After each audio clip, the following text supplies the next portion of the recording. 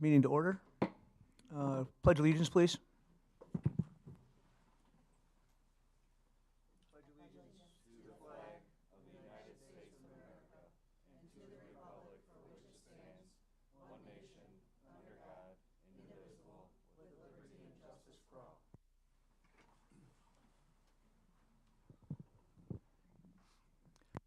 A moment of silence, please.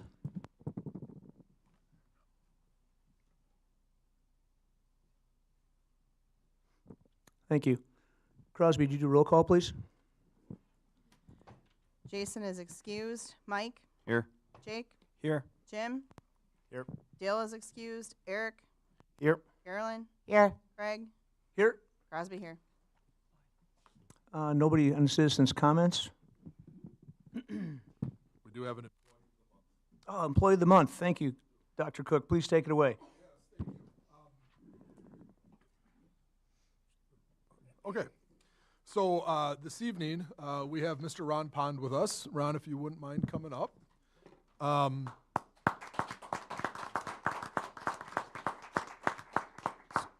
So Ron's nominators stated, "It is my pleasure to recommend Ron Pond for the Employee Recognition for Buildings and Grounds.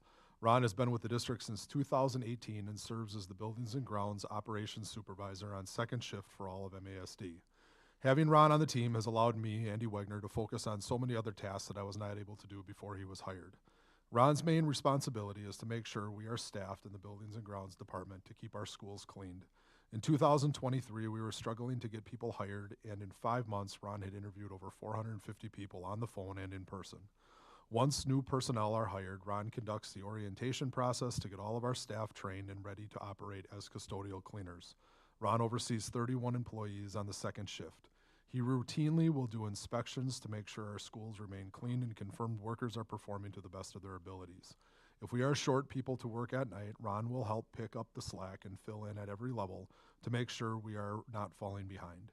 This can sometimes mean he is at 2 or even 3 buildings a night filling in. Second shift has never been safer. Ron works to do drills with our custodians and sports teams so that they know how to handle a fire alarm and severe weather when they are at the school. This is something that was not done in the past before he came to the schools. Recently, Ron has taken on more responsibility by overseeing some committees that we have started in Buildings and Grounds to get our people more invested in their positions.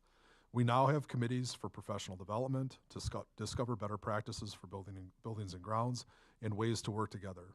Research and development of equipment and products to use in our schools, custodial and cleaning training to help Ron see all sides of what we do in our schools and afford some quality assurances for his processes of training people. Ron shows up for work and deals with what comes his way on a daily basis. I know I do not say thank you nearly enough to Ron for a job well done, and thank you for allowing me the opportunity to highlight and thank our employees. Ron, thank you for all you do for MASD. Thanks, Ron. Carolyn.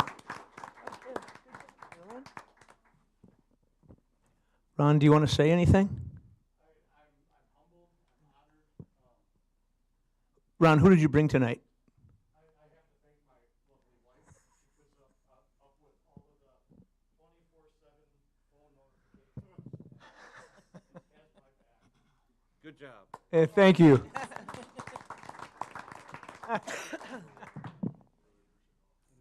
And Ron, what is your wife's name? Lynn, thank you for babysitting Ron. Taking care of Ron. Thank you. Thanks, Lynn. And I have to say, the employees I work with and the leadership team is exceptional, and I'd be happier to work with. Thank you, Ron. 10 more years, Ron? Okay, 15? 15 maybe max. Andy, thank you. Thanks, Ron. Presentation, going to go SOAR right away here. SOAR folks, come on up.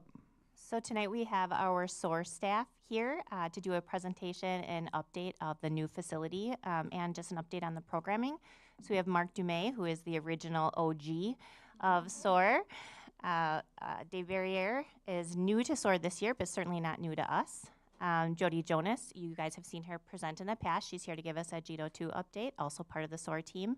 And then Bill Plant is the administrator in the SOAR building. So I am super excited to have them here, and I will let them take it away. Oh, actually, let me get the right presentation up for you. Can you switch to the other one? And please talk into the microphone so that people watching on camera can hear you. Can Thank hear you. me? Okay. I tried to prep them. I said, Craig's going to tell you. Hi, my name is Jody Jonas. I teach the GED Option 2 program in the morning, and I teach English at SOAR in the afternoon.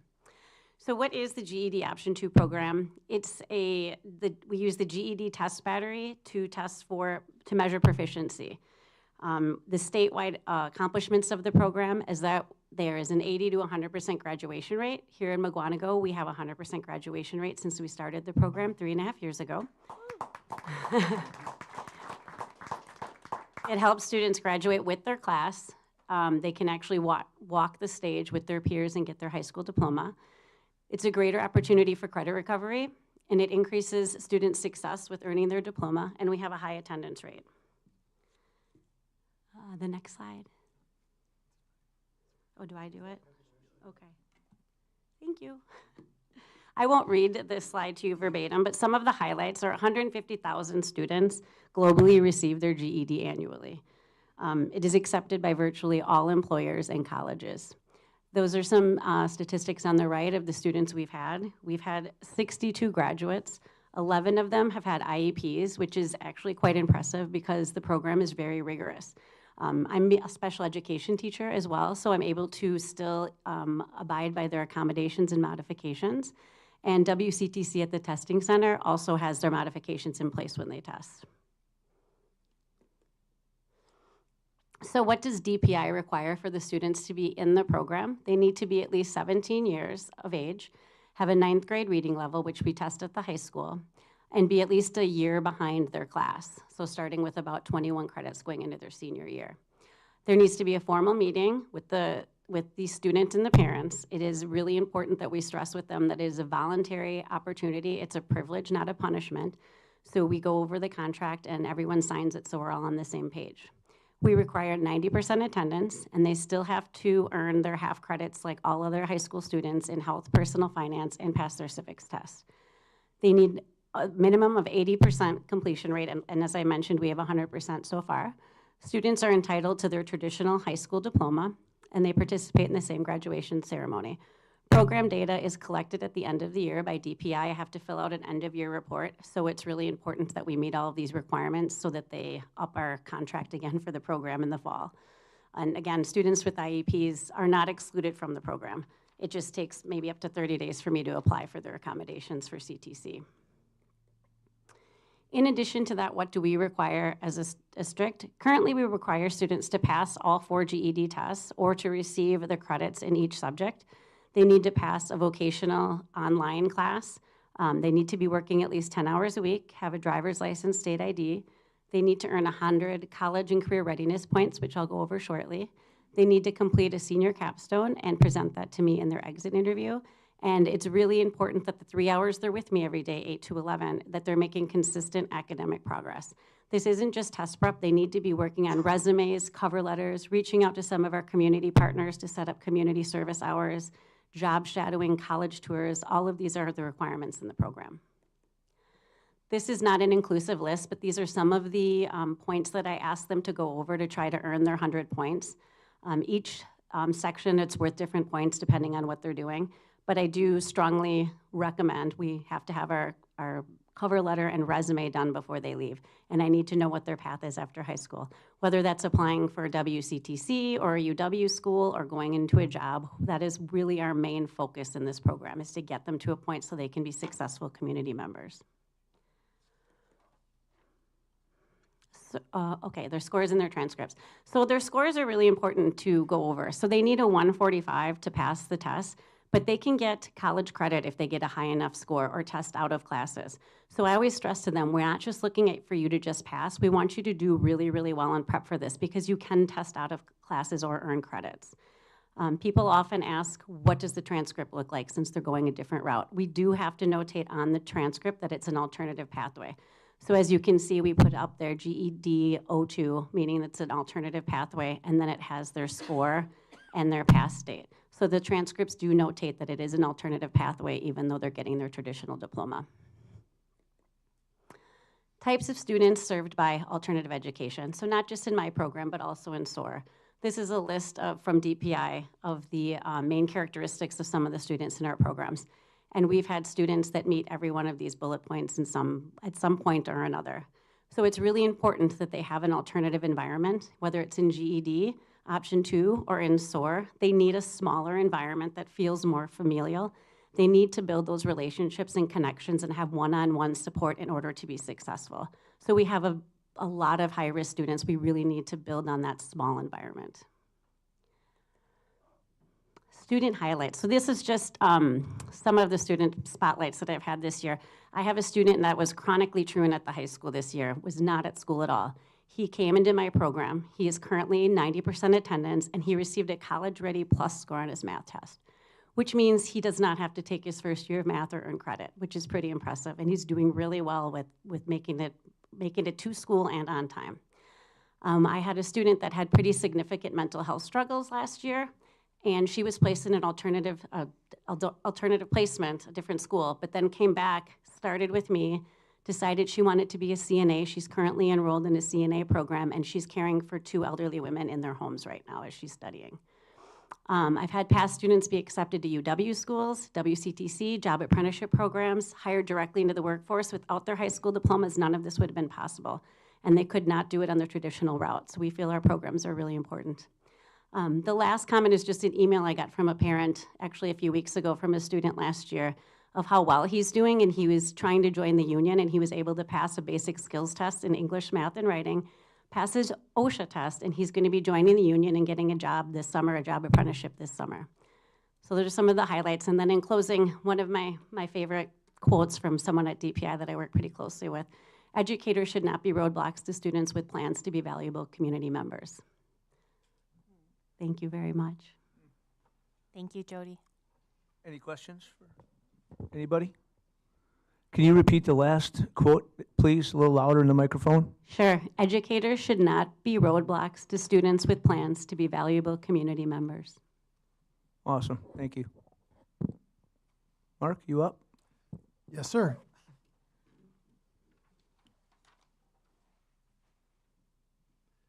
So as Christine mentioned, my name is Mark Dumais, and I've had the great privilege of working with the SOAR program since our inception. That was during the 2018-19 school year. And as you may recall, if you've been around a while, our first 4 years, we were located at the Lillian Rose building. And then years 5 and 6, we were located at the St. James Parish Center. And we're very grateful for our permanent home. We are now located at 917 Main Street. So if you're ever at the Blue Bay for breakfast or during the school day for lunch, please know that, and we mean this sincerely, that you are all welcome to stop and come in, and one of us or one of our students can give you a tour, and you can see a little bit about our programming, our learning spaces, and interact with our students. On the next page here, you'll see some data pertaining to our enrollment. And we have served over the course of 6.5 years, 132 different students across all 4 grade levels. And if you look at the total number of students in the lower left-hand corner, that's 211. So there's a good number of students that are with us for multiple years once they join the alternative ed program. The enrollment does tend to sway towards the upperclassmen. That's why you'll see the heavier numbers in grades 11 and 12. And I do want to mention, in terms of enrollment, we have students that join us at the beginning of a school year. We have students that join us at the end of the first semester. And then we have students that join us at various times based on their individual circumstances. We work closely with the MHS Pupil Services team, who makes recommendations, and then Dave or myself, Bill and Jody, then we will meet with the student and family and determine if SOAR is a good fit for what they need. Here you have some graduation data, and you can see here the number of students who completed at least a portion of their diploma requirements through the SOAR program. Back to our first graduating class in 2019. And we are anticipated to have 13 students this year complete their MHS diploma requirements.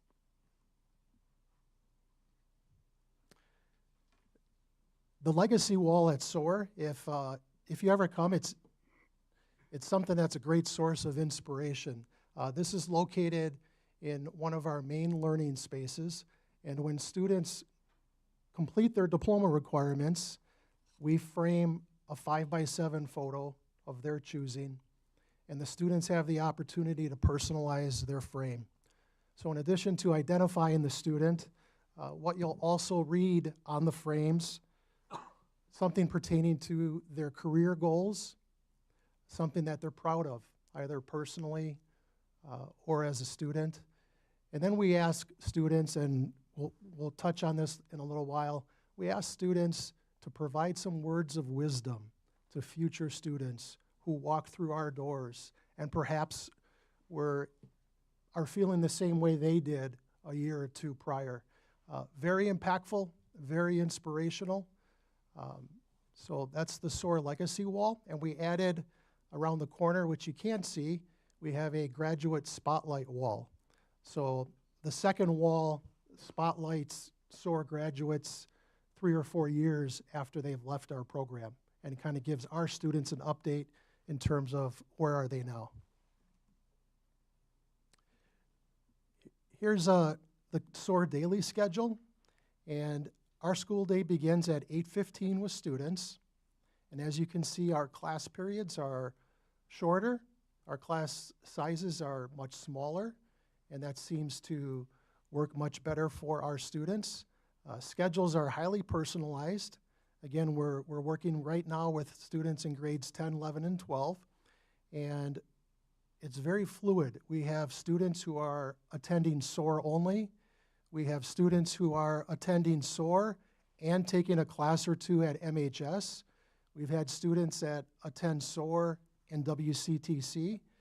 We have students who are with us for classes and out in the workforce. So there's a lot of moving parts, but this gives you a general overview of our shell. A lot of small group classes, a lot of one-on-one support, both academically and on the mental health side as well. So the true pillars of our program, in addition to academic growth, we really try to focus on the mental and emotional health of our individual students. We work hard to cultivate life skills. We do quite a bit of cooking, quite a bit of baking. We're very grateful that our new facility provides the opportunity for our kids to be comfortable with those skills, as they are very close to being in the independent world. We focus a lot on social skills, relationship skills, post-secondary exploration, and then we try to partner with the community and pay it forward, and we've done quite a bit of community service over the years with the Mukwonago Resource Center, the Mukwonago Food Pantry, St. James, to name a few. But this kind of outlines the pillars of our program.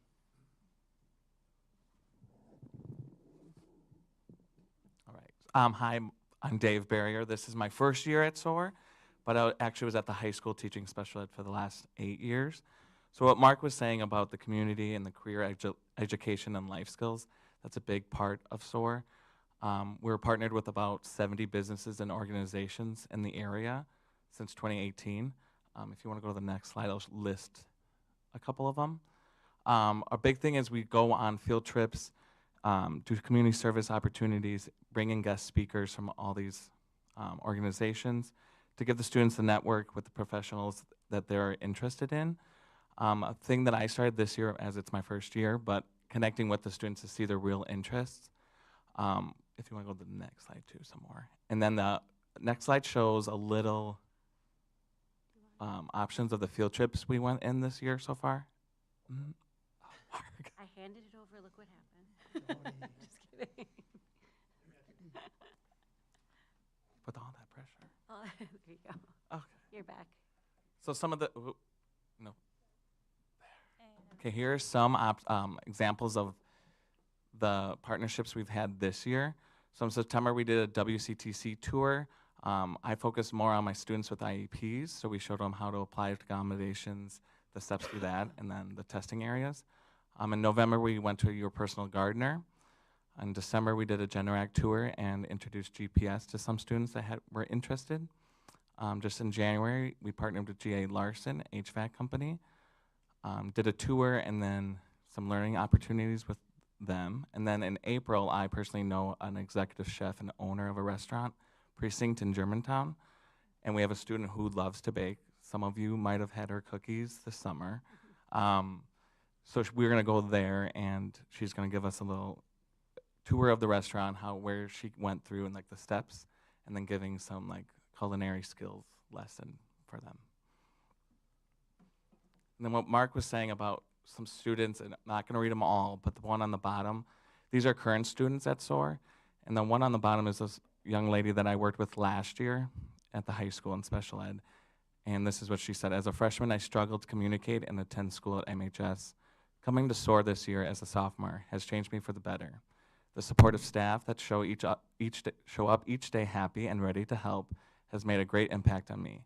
I'm able to communicate more between staff and students, complete my work on time, and build up my confidence with everything I do. So these little snippets of the impact from these students to show how important SOAR is for these students that need that alternative pathway to graduation.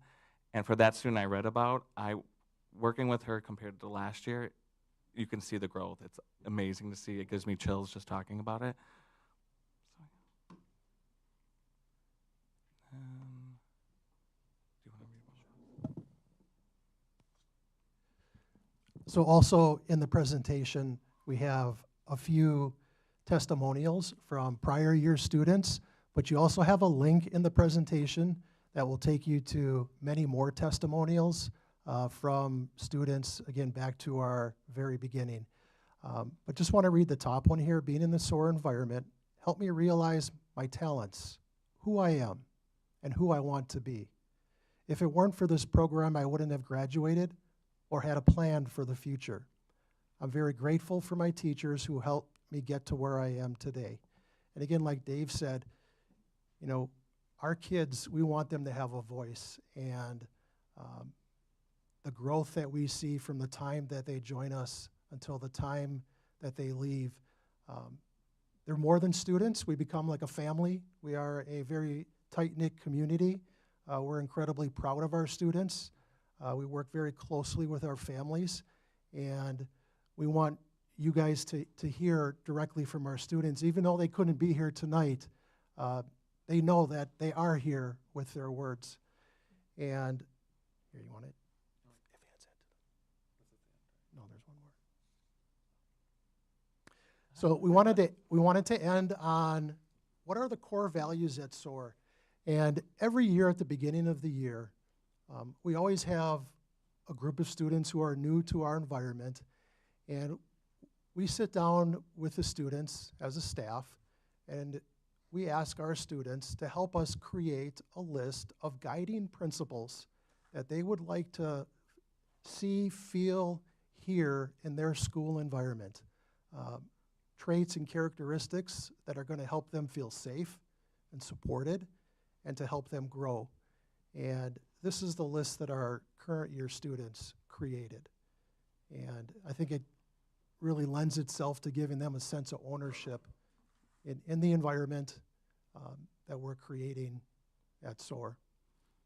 So with that, if you have any questions, we're open to your questions. Otherwise, again, we want to express our gratitude for the support of the school board and our community. We're very happy in our new home. Thank you very much. I was at Blue Bay when I stopped in last week, by the way. And I stopped in, and the girl that met me at the side door, she said, "Who are you and how can I help you?" I said, "I'm here to see Mr. Dumais." And she said, "Hold on a second." And I'm thinking, okay, that was pretty cool. She she was geared up. Pretty fun. Nice job. And it smelled really good. You were cooking chicken, I think. Anybody else? Carolyn. How is the new space working out as far as size-wise with classrooms and all the small group learning that you have going on? I think it's working out very well. We have a lot of flexibility. We have various room sizes, so we can be very flexible and fluid based upon the needs of our individuals and small groups. So we're very happy with the spaces. One more. Carolyn. Do you have alumni that come back to talk to your current students as well? I'm glad you asked that question. Yes, we remain in very close contact with our alumni. As I said earlier, it becomes, we're like a family, and I think that our students, they come back because they know they were cared for and supported, and it's a place of safety for them. But they come back and share with our current students. You know, we always tell them that when you graduate 3 years from now, you're on the guest speaker list. And so we're proud of where they are, and we're grateful that they come back and want to inspire the current students. Well, that's awesome. Excellent. Thank you. Anybody else? Christine.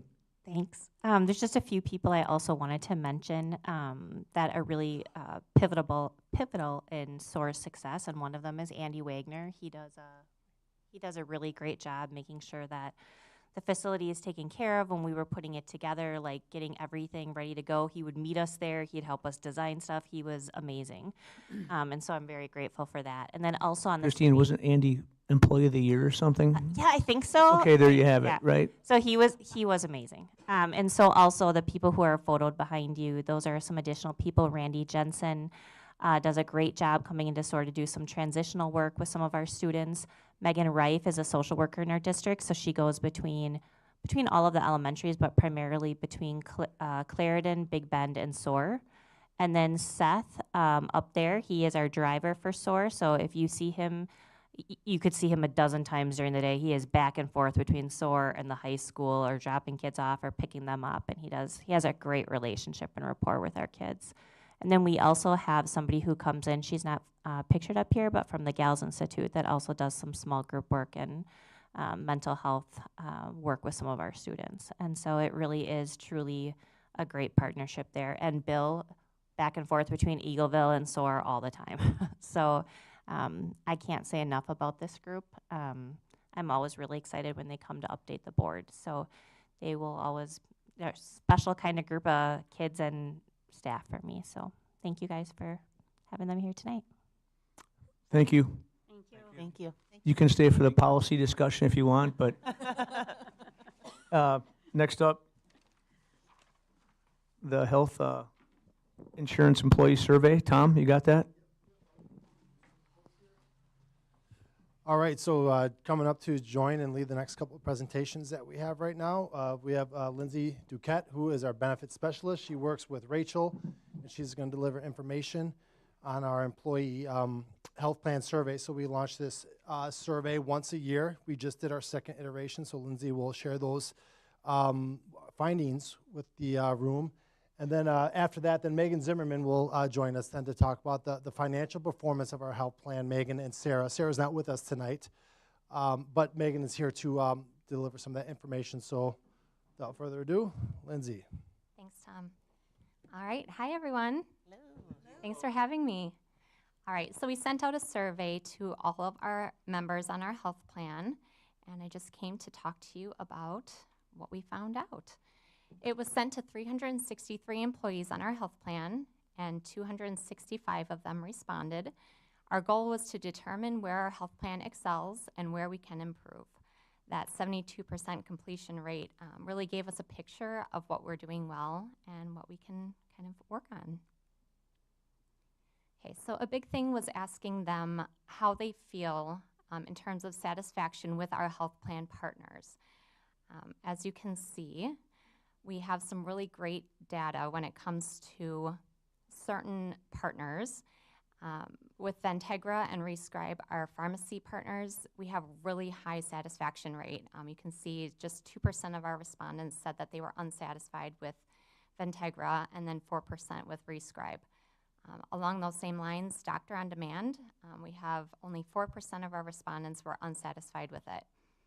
If you scroll on over, you can see that our health clinic on site, only 5% of our respondents were unsatisfied. We'll come back to that health clinic. It is a shining light in our health plan, and we'll talk about that a little bit more. When it comes to Prairie States, Lindsay, yes, sir. why do you do the 2% versus a 98%? Is the health industry different?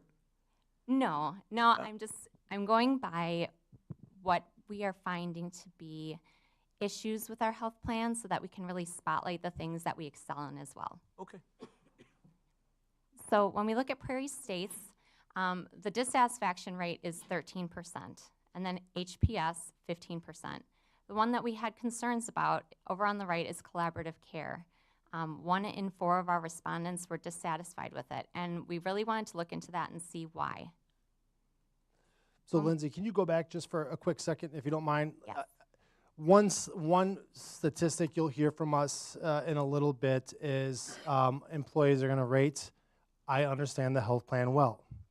We have some work to do in that area, and that kind of, as you see, when we design a self-insured plan the way that we have, there's been a lot of success, but we have some work to do. One of those pieces of work to do is to clarify the plan. I'm just going to clarify a couple things here right now because you can see there's 7 partners that we have on the screen. I'll start with the MAC Health Clinic.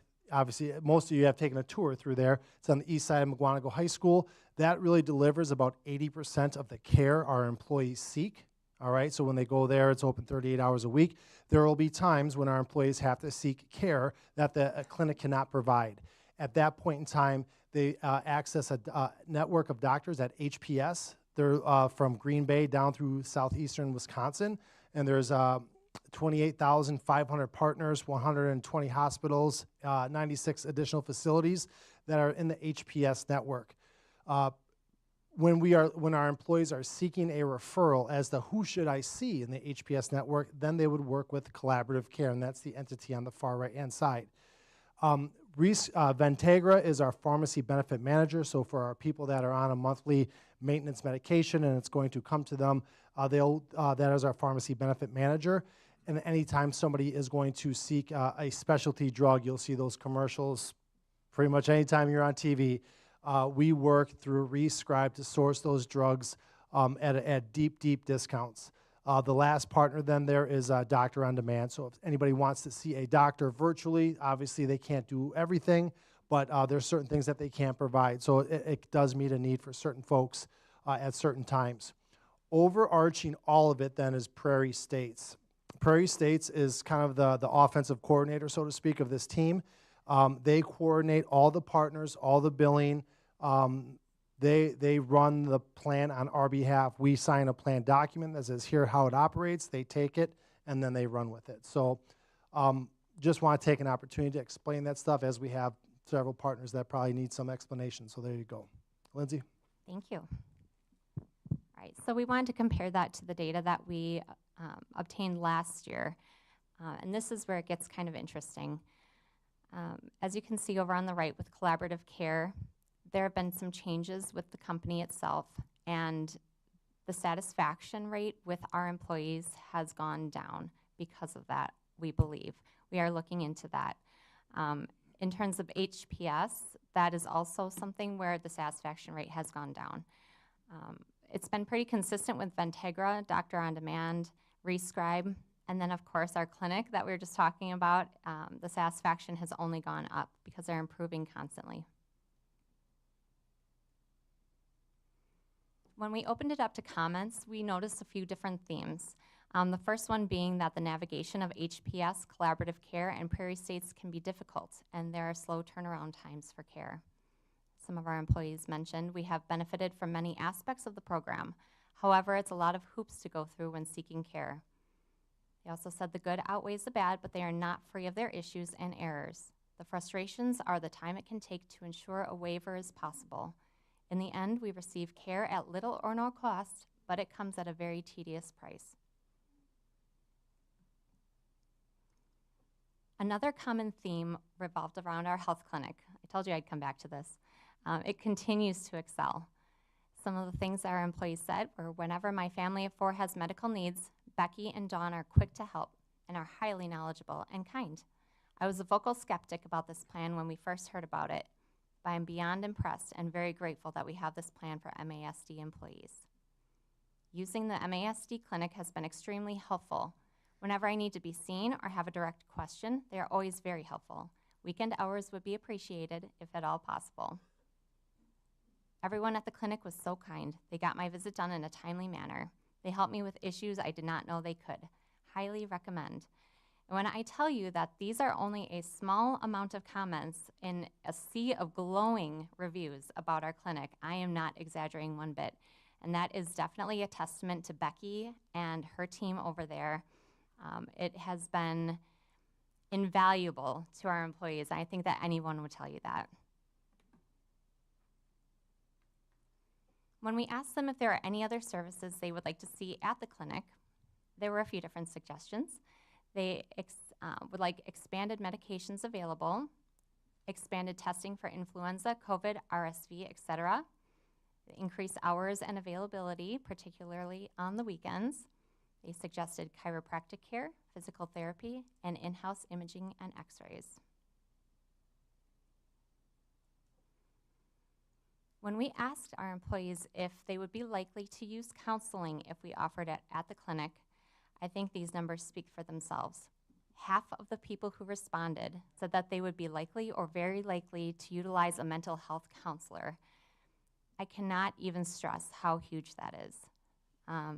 Follow behind that, financial counseling at 28% would use it, behavioral counseling at 19%, adolescent counseling at 18%, family and marriage counseling at 15%, and substance abuse counseling at 6%. So if just stay right there for a second, Lindsay, I think when we are looking for ways on how we can meet the needs of our employees and continue to improve with employee satisfaction, when half of our people that take the survey are stating that someone themselves or in their family would likely use or very likely use mental health counseling, that shows up on the radar. Becky had, as we meet every other Thursday to talk about the needs of the clinic and what's going on, Becky had said, hey, I'm hearing a lot of feedback from people that this might be something worth looking into. This validates it. When we ask what could we do differently or what can we do additionally, that's it right there on the far right. When we asked about their views on the health plan in general, an overwhelming majority of people, 71%, say that they do understand the MASD health plan. They also agree that it meets theirs and their family's needs well, and they are overall satisfied with our health plan. On the other hand, when you look over to the left, only 48% of people that responded said that the health plan has been straightforward. They feel that there are a lot of hoops to jump through, and it gets confusing because we have so many health partners. 60% of them said that they don't know who to talk to if they don't understand the health plan. They don't know who to go to for help if they need help. 52% of the respondents said that they feel it is equal to what other similar organizations offer. When we compare that to last year, the numbers make sense. The more that people use the health plan and get to know the health partners, the more they're going to understand it and know how to utilize it for their family. So it has increased in terms of understanding the health plan and being able to utilize it for their families and being overall satisfied with it. But again, they still struggle with knowing who to go to for help and feeling as though it's not really straightforward and there are a lot of hoops to jump through. One of the other pieces or important aspects as you look at this piece of information is that majority of our workforce is 7:30 to 4:30. And they're not sitting with 2 hours or even sometimes 1 hour of an extended duration of their day that they have to navigate health issues. So calling health partners or navigating trying to find specialty care is an overall concern that we continue to hear about. And so I think that, right, that's very different than a job like mine or a job like Christine's where we can maybe schedule that time in our day. A teacher doesn't have that luxury. And so as we continue to talk about making our health plan with less hoops to jump through. I think that's an important piece of feedback that we have to consider, is that our employees are bell to bell, and their schedules are driven by literally a bell. Rachel, I'm on my wife's plan, Mm-hmm. and I guarantee you, on her plan, I'm way below 45%. I mean, I think the insurance industry is not great as far as that. So just adding that. I think, Craig, thanks for stating that. That is true. I think in a sea of options, right, how many of them are actually straightforward, understandable, easy to navigate? Megan might know this best, but I'm going to guess you're going to say hardly any, if none at all. So across the board, with the exception of one of these metrics you see on the screen, we have increased in these areas that people agree or strongly agree on the questions that are being asked. The far three right-hand, most to the right there, I am satisfied with the plan. The plan meets my family's needs, and I understand the plan. We're at 2/3 and higher and climbing. So I know that we're moving in the right direction. We still have some more work to do. The one thing that I would point out here is that using the MASC health plan has been straightforward. While it did go from 45 to 48%, I would love to see that number climb much higher. Likewise, with the second bar question that's asked there, the MASC health plan is at least equal to what other similar organizations offer. I do wish that number was higher, because when I compare what we offer relative to other school districts, I know we're just as good, if not better. I'll put more emphasis on better. I believe that it's a matter of getting our people to know how good we are, and many do acknowledge that, which is great, but I'd love to increase that number even higher. Lindsay? Okay, and then we just opened it up to generalized statements. This is what they said. This is so much better than I thought it would be. Our clinic staff are truly amazing and are doing a great job. We are very lucky to have such great health care. This is the best health coverage I've had since the beginning of my career. I hope we can stick with it. I had to get a mammogram, and that was set up effortlessly for me. I really appreciate this process. Also, the ladies at the clinic are amazing and help with my refills immediately. Time and time again, you'll see a lot of comments about our health clinic. They're really stellar. All right, so that brings us to different areas for improvement and opportunities we may have. A lot of comments did indicate that they would like an increase in clinic hours and expanded offerings at the clinic. I feel as though our clinic is just taking leaps and bounds to get that done. We've recently invested in some equipment and training for Becky, so now she can do skin cancer screenings in addition to all the other things she does. We do migraine medication. We do allergy drops for people that want to retrain their immune system. I mean, we're just pressing forward and making it better and better every single week. The second part would be a mental health counselor at our clinic. Like we said before, half of our respondents said that they would be likely or very likely to use this option. And to make it easier to schedule and be seen right away is a game changer. If you've ever tried to schedule with a mental health counselor, it can take time just to schedule it, and then there's long wait times afterwards to be seen. Having somebody at their fingertips is invaluable. In terms of using the MASC health plan and it not being straightforward, one solution that we have that we kind of touched on a little bit before is to perhaps bring in an in-house patient advocate to help navigate seeking care outside of the clinic. The clinic is basically our one-stop shop for a lot of things, but you can't always go there for everything. And then moving forward from the clinic can be confusing. So if we had somebody to advocate for our employees to say, hey, this is a really great place to go. Go see our partners at MH Imaging. You get a great quality x-ray, and it's at a lower cost to you. It's a win-win for the district. So that is something that we are considering bringing in as well. When they say that they don't know who to talk to if they don't understand our health plan, we have some great ideas for that. More outreach so that they can understand our health plan a little bit better. A triad flyer. I've conducted several listening sessions, and I plan to do those more. Sending out bi-weekly emails detailing our health plan. listing the different places you can go to for mammograms, lists of our medications that we offer at the clinic, just reaching out to people and letting them know what we have to offer. Professional learning, website development so that they know exactly where to go for their health care. All of these things can lead to more visibility and help them understand a little bit more. Any questions, guys? Mike? I'll go back to this page. I'm just curious, is the clinic open all year round or only while school is in session? It is open all year round, and they've recently increased the hours and the days that they're open. And is it for just the employer, or can their family members go there? Any employee that is on our health plan and their family members that are on our health plan can go to the clinic. However, we have also opened it up to our employees that are not on our health plan, and they charge a fee of $25 to be seen. And that includes anything at the clinic. And then if they need any medications, then they would pay for those outside of the clinic. Thank you. Sure. Anybody else?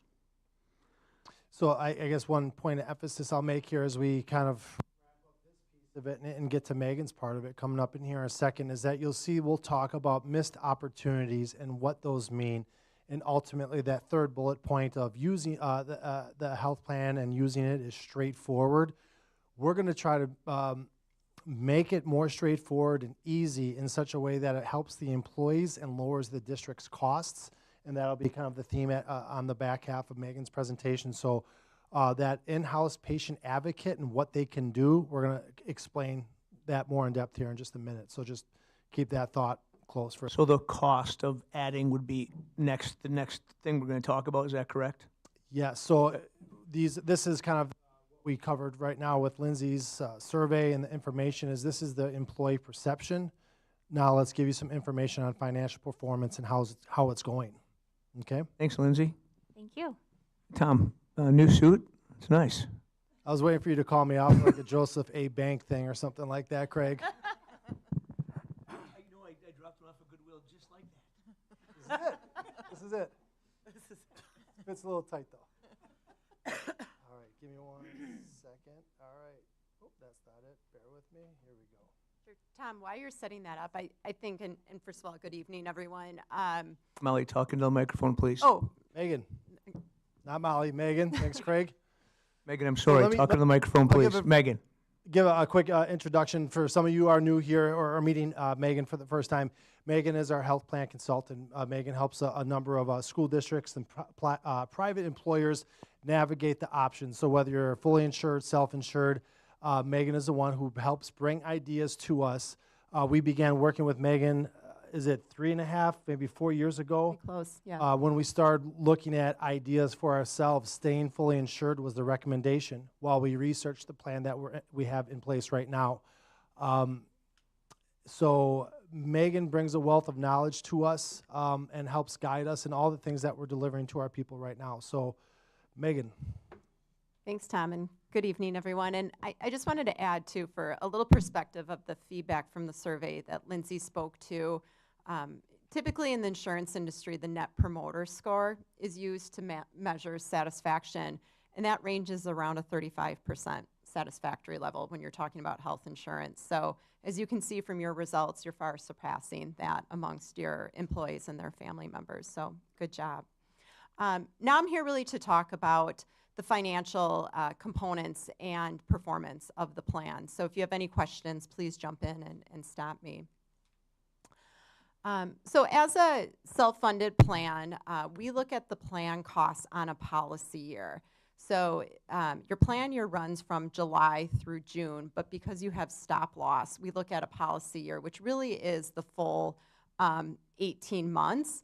So we've kind of annualized that at the bottom, as you can see, for those total for 12 months. But just wanted to kind of point out some of the main pieces when we talk about the financial results.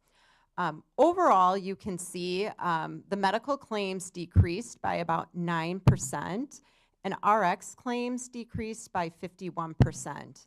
So pretty substantial results, as you can see. And we're really looking at, when you look at 2022, the 2022 to 2023 plan year, you can see that plan overall, when we look at that annualized cost, was running around 8.4 million, or roughly 21,000 per employee per year. And then you can see from the 2022 to 2023 plan year, there was a significant increase from costs, and really, helped lead to the decisions of looking at, alternative funding. And you can see that the plan annualized cost was around 11.2 million, and roughly around a $28,000 cost per employee per year. When the district made the move to a self-funded plan, you can see the dramatic positive financial impact and results in that 2023 to 2024 year, and that was roughly about 7.9 million and 28,825 annualized costs. So some really substantial savings, as you can see, when you look at the financial performance of the plan and that historical comparison. Megan, I'm just going to add on to that. So, in this particular school year, in 22-23, we were fully insured with Anthem. When we went out and said, what's our move for 23-24, Anthem actually gave us a plus 35% rate increase, but for this purpose, we just put this at plus 25. We kind of humored ourselves and said, well, let's just pretend that we talked them down by 10%, right? Mm-hmm. The reality is the number was going to be even higher than that. And then you can see the actual performance in the 23-24 school year. So not only did we avoid this markup here, mm-hmm. we actually walked back the spend there. And I think along with the results that Lindsay gave us here, I think we're showing that there is employee satisfaction. So not only did we save costs, but we got better.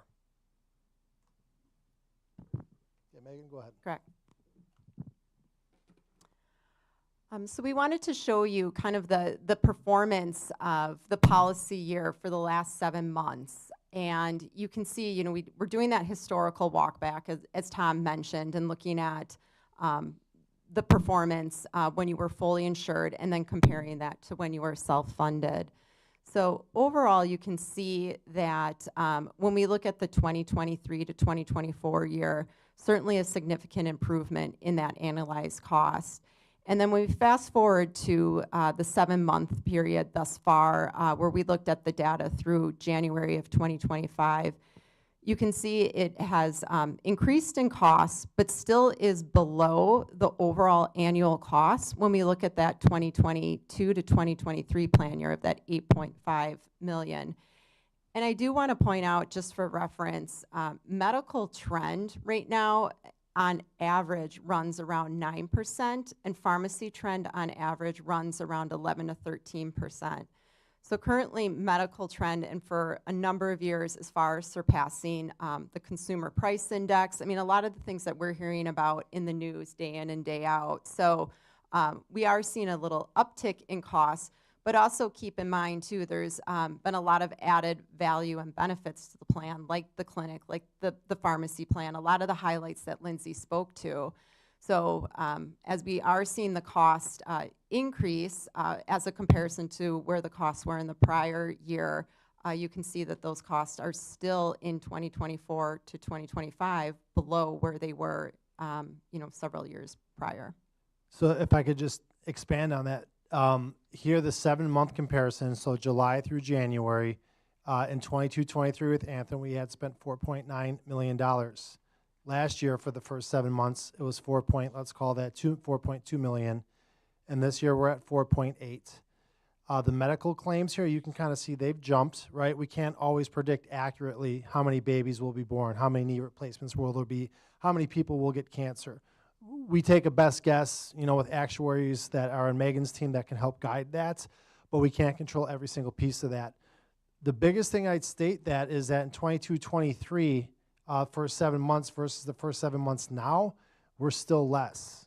So again, it's one of those things where we were able to curb the cost and the rate of increase, and that's something to highlight and be proud of there. Megan? So there's other important performance metrics that I want to speak to. Certainly, as Lindsay highlighted in the survey results, the clinic continues to stay busy and receive high praise from members. It's also important to note that over 97% of employees completed their wellness checkups. That's an incredible number. And we all know that preventative care, getting your routine visits, helps to prevent more catastrophic care down the road. So it really highlights the utilization within the clinic and promoting important things like wellness checkups. Also, from a cost standpoint, Sorry, Megan, can you share what the average is on that in the industry? Because I thought it was like in the 70s and we were well above that. Rachel, what was the question? And talk in the microphone, please. I'm sorry, Craig. I believe the average in the industry for employees who complete that health risk assessment, that wellness check, is typically in the 70%. Is that correct?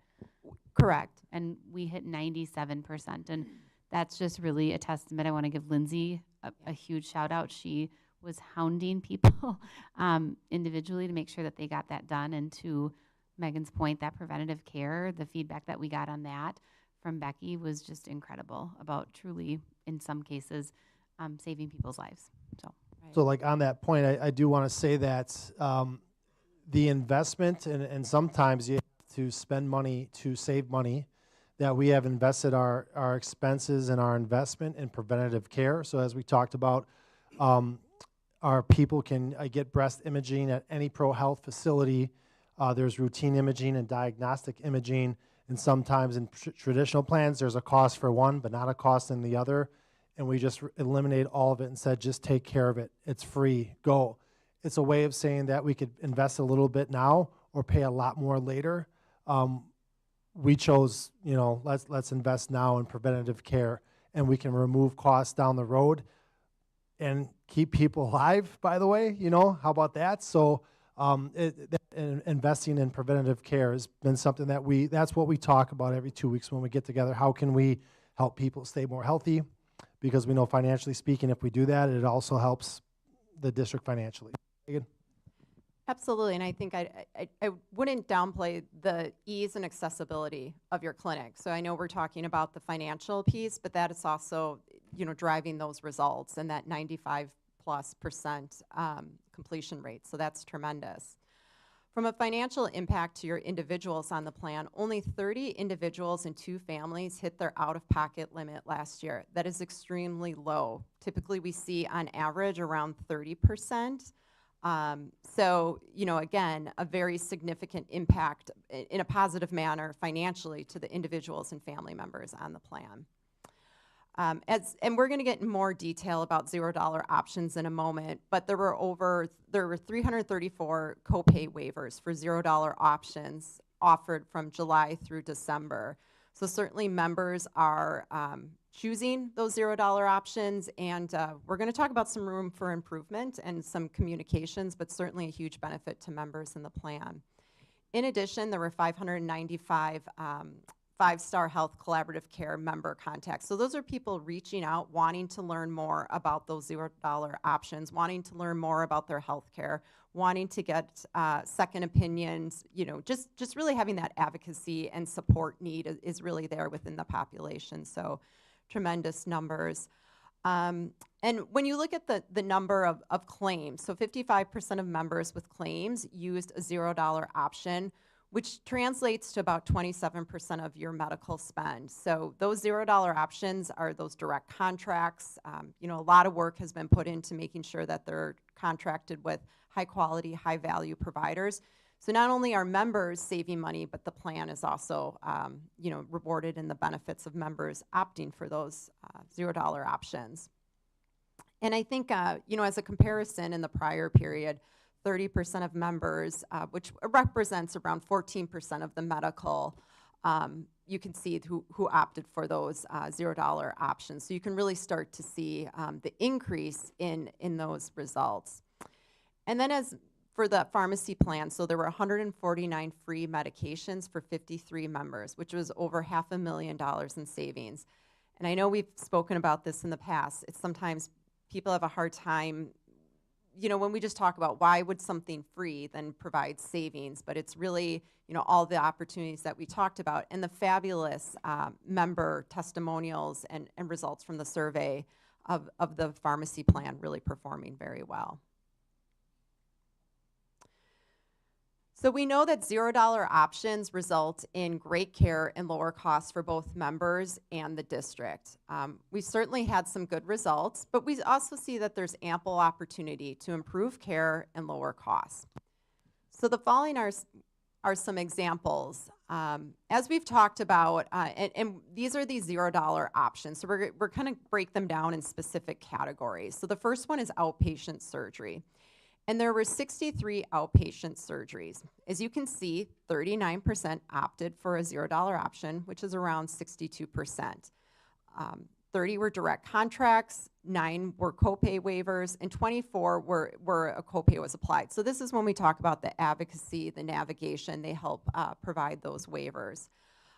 You can see the district paid around $383,000. However, there was another nearly $250,000 in missed savings, and that members also paid a little over $9,000. So to give you some examples of a procedure in the saving, you can see in that far right-hand bottom box, there's some procedures examples. So one is a hip replacement. You can see the district cost outside of a $0 option is roughly around $45,000. With a $0 option, that procedure would be around $19,000, which is about over $26,000 in savings. So that's nearly a 57% difference. That's significant when we talk about opportunities to not only mitigate costs for the district, but for the members, and also making sure that members are going, doing the research, getting a second opinion, going to a high quality, high value provider. Another procedure is a trigger finger surgery. Typically, this is done, in an outpatient setting. You can see that the district paid over $12,000. We know that there's a $0 option that's a little over $3,800. So right there, that represents $8,000 or nearly a 68% difference. And I use that example specifically because when you start to think of volume, you're going to have a handful of significant more expensive procedures like the hip replacement, but think of those trigger finger surgeries where there's a lot of volume there, and that can really make up a significant portion of savings. So these are really important education pieces and opportunities to continue to educate members, as well as when we're talking about the advocacy and navigation partners, to really highlight how this translates to savings for the district and your members. So Megan, if you could just stay there for a quick second. So what on the screen there, what we all ultimately really want to do is to steer our members into centers of excellence where a doctor can perform that surgery with a high rate of success, with a low rate of a secondary or follow-up appointments that are unnecessary. So just a center of excellence where they excel at their craft. And we know then at that same time that there's excellent doctors whose prices are great and their degree of success is really high. And when HPS and our partners help identify those, like I said, HPS has a wide network. There's a lot of places where you can get a hip replacement, but what is the best? As we steer our people into those places, a typical outpatient surgery where you're in and out in the same day, like a knee replacement or a hip replacement, is going to cost the employee $500. But to incentivize them, we say, hey, go to Dr. Johnson or whoever the preferred provider is, and we will waive that cost. Typically, the employee is going to say, okay, that saves me money. We've just steered them to avoid $45,000 hip replacement for the $19,000. That's really good. So we're able to use data metrics to help understand who the best providers are at the best costs, and then we try to steer them, and that's where that patient advocate comes in as to why would we add this position, because we can help those $50,000, we can start to get those things right where we want them and not have missed savings, more getting these things done. Megan, go ahead. I have a question. Yep. When an employee opts to not use the $0 option, do we track the reasons why? I'm going to look at Megan on this one here. Great question. I think we're working to do a better job of that and exploring some of the navigation opportunities, but it's an excellent question. So it is something that we're actively working on. I mean, sometimes we can get the feedback, when they call 5-star, which is through the TPA, and get some of the information, but it's something that we're continuing to track. I can say with other plans, other feedback, it's sometimes not being aware of the options, or they've already had it scheduled and they're like, I don't want to change. This is already what I've been, the path that I'm on. And sometimes it's travel and time and just change overall. But I think there's certainly an opportunity to dig in there more, which we are planning to do. So Crosby, there's also examples where, somebody like myself, just use myself for an example. If I need a knee replacement, I may not go to the clinic, but my network has a specialist that I can go see for $150. The specialist will verify, yep, you likely need one. Let's refer you to an orthopedic doctor. I can go see that orthopedic doctor for another $150, and they can say, yes, you do need the surgery. I can get pre-authorized, and I can say, I don't need a recommendation from you. I'm going to see the orthopedic doctor, and I'm not even interested in your $0 options. I have the right to choose where I want to go, and it's my $500, and there is a network, but there's definitely better. Not all doctors are created equal. Not all medical providers are created equal. So we can do our best to steer it, but it'd be wishful thinking to think that we're going to steer everybody all the time. Crosby, sorry, Yes. can I chime in? I think a realistic example of what we hear a lot, especially from that 25% group that was not satisfied with collaborative care, which is the group right now that steers our members toward the zero cost option, is here's 2 providers and you decide, right, which one is best. And now me, as the person who is utilizing the care, I call the 2 providers. Well, we can't get you in for 6 months. Well, I need to see you like in 2 months. And now I call back my collaborative care rep and she says, right, and it's that back and forth. And finally I say, you know what, I'm going to just go to the one that can get me in 2 weeks from now. And so I think that's also why we are looking at this patient care advocate, because right now that navigation is left on the employee. And there is no doubt that, right, we want our employees to be active in their healthcare, but sometimes there's just too many barriers, especially when we're talking about some of our employees who need specialty care. So we're not just talking about, right, the broken finger and I need an x-ray, but we're talking about our employees who have cancer, our employees who have significant health needs. And I think that for that 25%, I think Lindsay would agree that, and Megan would agree, that those are the storylines that we continue to hear of why I'm not going with the zero cost option, is because there's just too many. When we hear the word hoops, they talked about waivers. Waivers are something that you have to get from collaborative care to go see and get the consult. There's just a lot of that. And so I think that's, again, some people will just say, I'd rather just pay the copay, schedule the appointment myself, and be done with it. So I think those are actually very good reasons why we should be tracking why they're going somewhere else. Because if we see it consistently with certain providers, then maybe those providers should not be included in our network. And maybe we then need to seek out other providers that are getting our employees in faster. Yeah. We do try to capture it in that survey data where we have the narrative. I think it's something that, again, is a theme that when we hear about the issue, we track. Okay. Yeah. Well, and I would add, and I think an excellent point, Rachel, sometimes people just don't call regardless. So it could be a missed opportunity and they didn't make any outreach to Prairie States or to collaborative care. One other piece I just want to highlight too with the $0 options, and specifically when you're thinking of an outpatient surgery that we have these examples, most of these have then also bundles that have warranties. So, in the event that you have an infection, there's, the surgery, there's a whole host of things that, right, can happen sometimes post a surgery. That's under a warranty. So that's not any more cost to the plan. That's not any more cost to the members. And I think of if I would select care from any healthcare provider and they're willing to put a warranty on their procedure, that speaks pretty highly about the expertise and the value and quality. Again, Carolyn has a question. Is there a set theme for the missed opportunities? I see like the 63 outpatient surgeries, and then in your slide, that same slide with like hip replacements, gynecology visits, are those your main opportunities where people are just either bypassing the $0 option and going straight?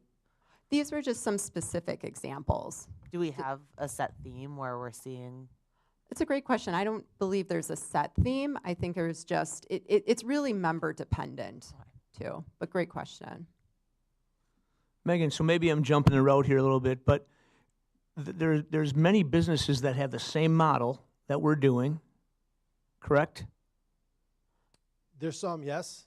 And are they basically having the same, do they have the in-care advocate? Do they have the same type of help that we do? Sure. Are they very similar plans?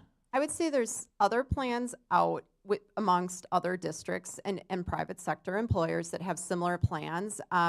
There are many that have the advocacy, and I think I think that's also an opportunity where there's a lot of learning and growth, because we know healthcare is personal, and your advocacy has to be personal, and they have to be knowledgeable, and they have to be growing with these plans. So I think there's a number of different variations, and that's really where the conversation and identifying and looking at these opportunities came up for a much more customized advocate approach that we've been talking Okay, about. last question for me. Rachel, is this a teacher retention plan as well? Because it's going so well? Absolutely. This is, Tom has heard me say this 100 times, that healthcare and the benefits surrounding healthcare is one of, I call it the three-legged stool. You don't mess with teachers' pension, you don't mess with their health insurance benefits, and you do not mess with their time off. And so this is an absolutely huge part of our retention strategy. We have to make this an employee-favorable experience. Megan, I think on every call, hears me reference, like, is this favorable to our employees? And I think, we know that regardless of how much we communicate, what we communicate, there will still be a level of confusion because it's healthcare, and the healthcare industry is designed, I think, in some ways to confuse the end user, and that's wrong, but it is what it is. But this is 100% about teacher retention.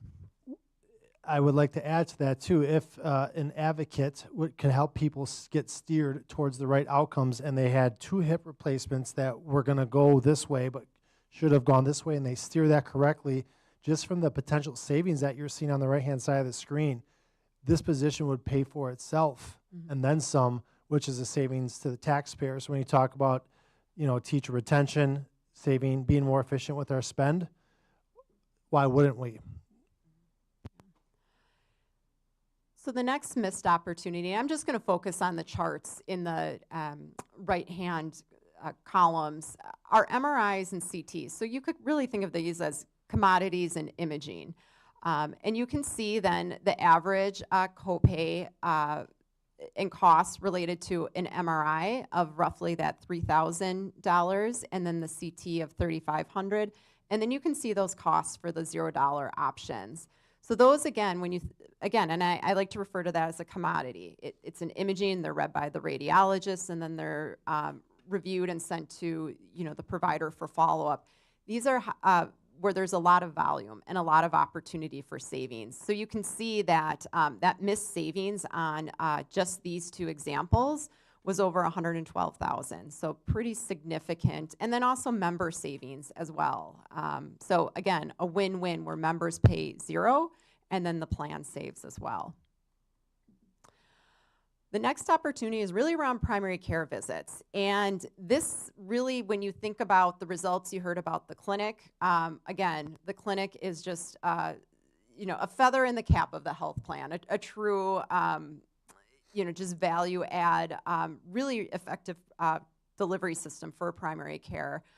You can still see that when we looked from November of 2023 through January of 2025, that there were a number of non-preventative primary care visits outside of the clinic. Now, I will say, we're continuing with, the incentive with the wellness program and driving that through the clinic to get more and more family members, spouses, getting people more familiarized with the clinic. But there still is an opportunity to drive more utilization and visits through the clinic versus through a primary care provider outside of the clinic. And you can see that the plan paid $259,000, and members paid nearly almost 6 figures for these type of visits. So you can see that there's not only an opportunity for the cost savings, but really that clinic and Becky and her team are that gateway to those referrals, to connecting people with the advocacy through collaborative care, through 5-star. So it isn't only just the savings opportunities in the event that somebody does need care outside of that primary care scope.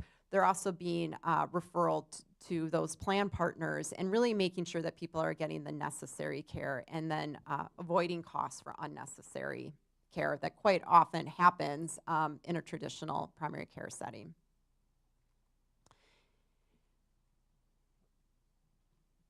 Sorry, did I Well, skip one? I think that was me. I'm sorry.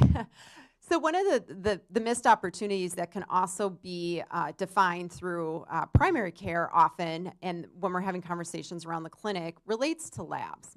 So we have the opportunity through the clinic that there's a wide number of labs that can be provided at zero cost. And these are the same lab providers that all of the healthcare facilities in the community, the hospital systems are using. So there really is no difference in the labs and who's processing them.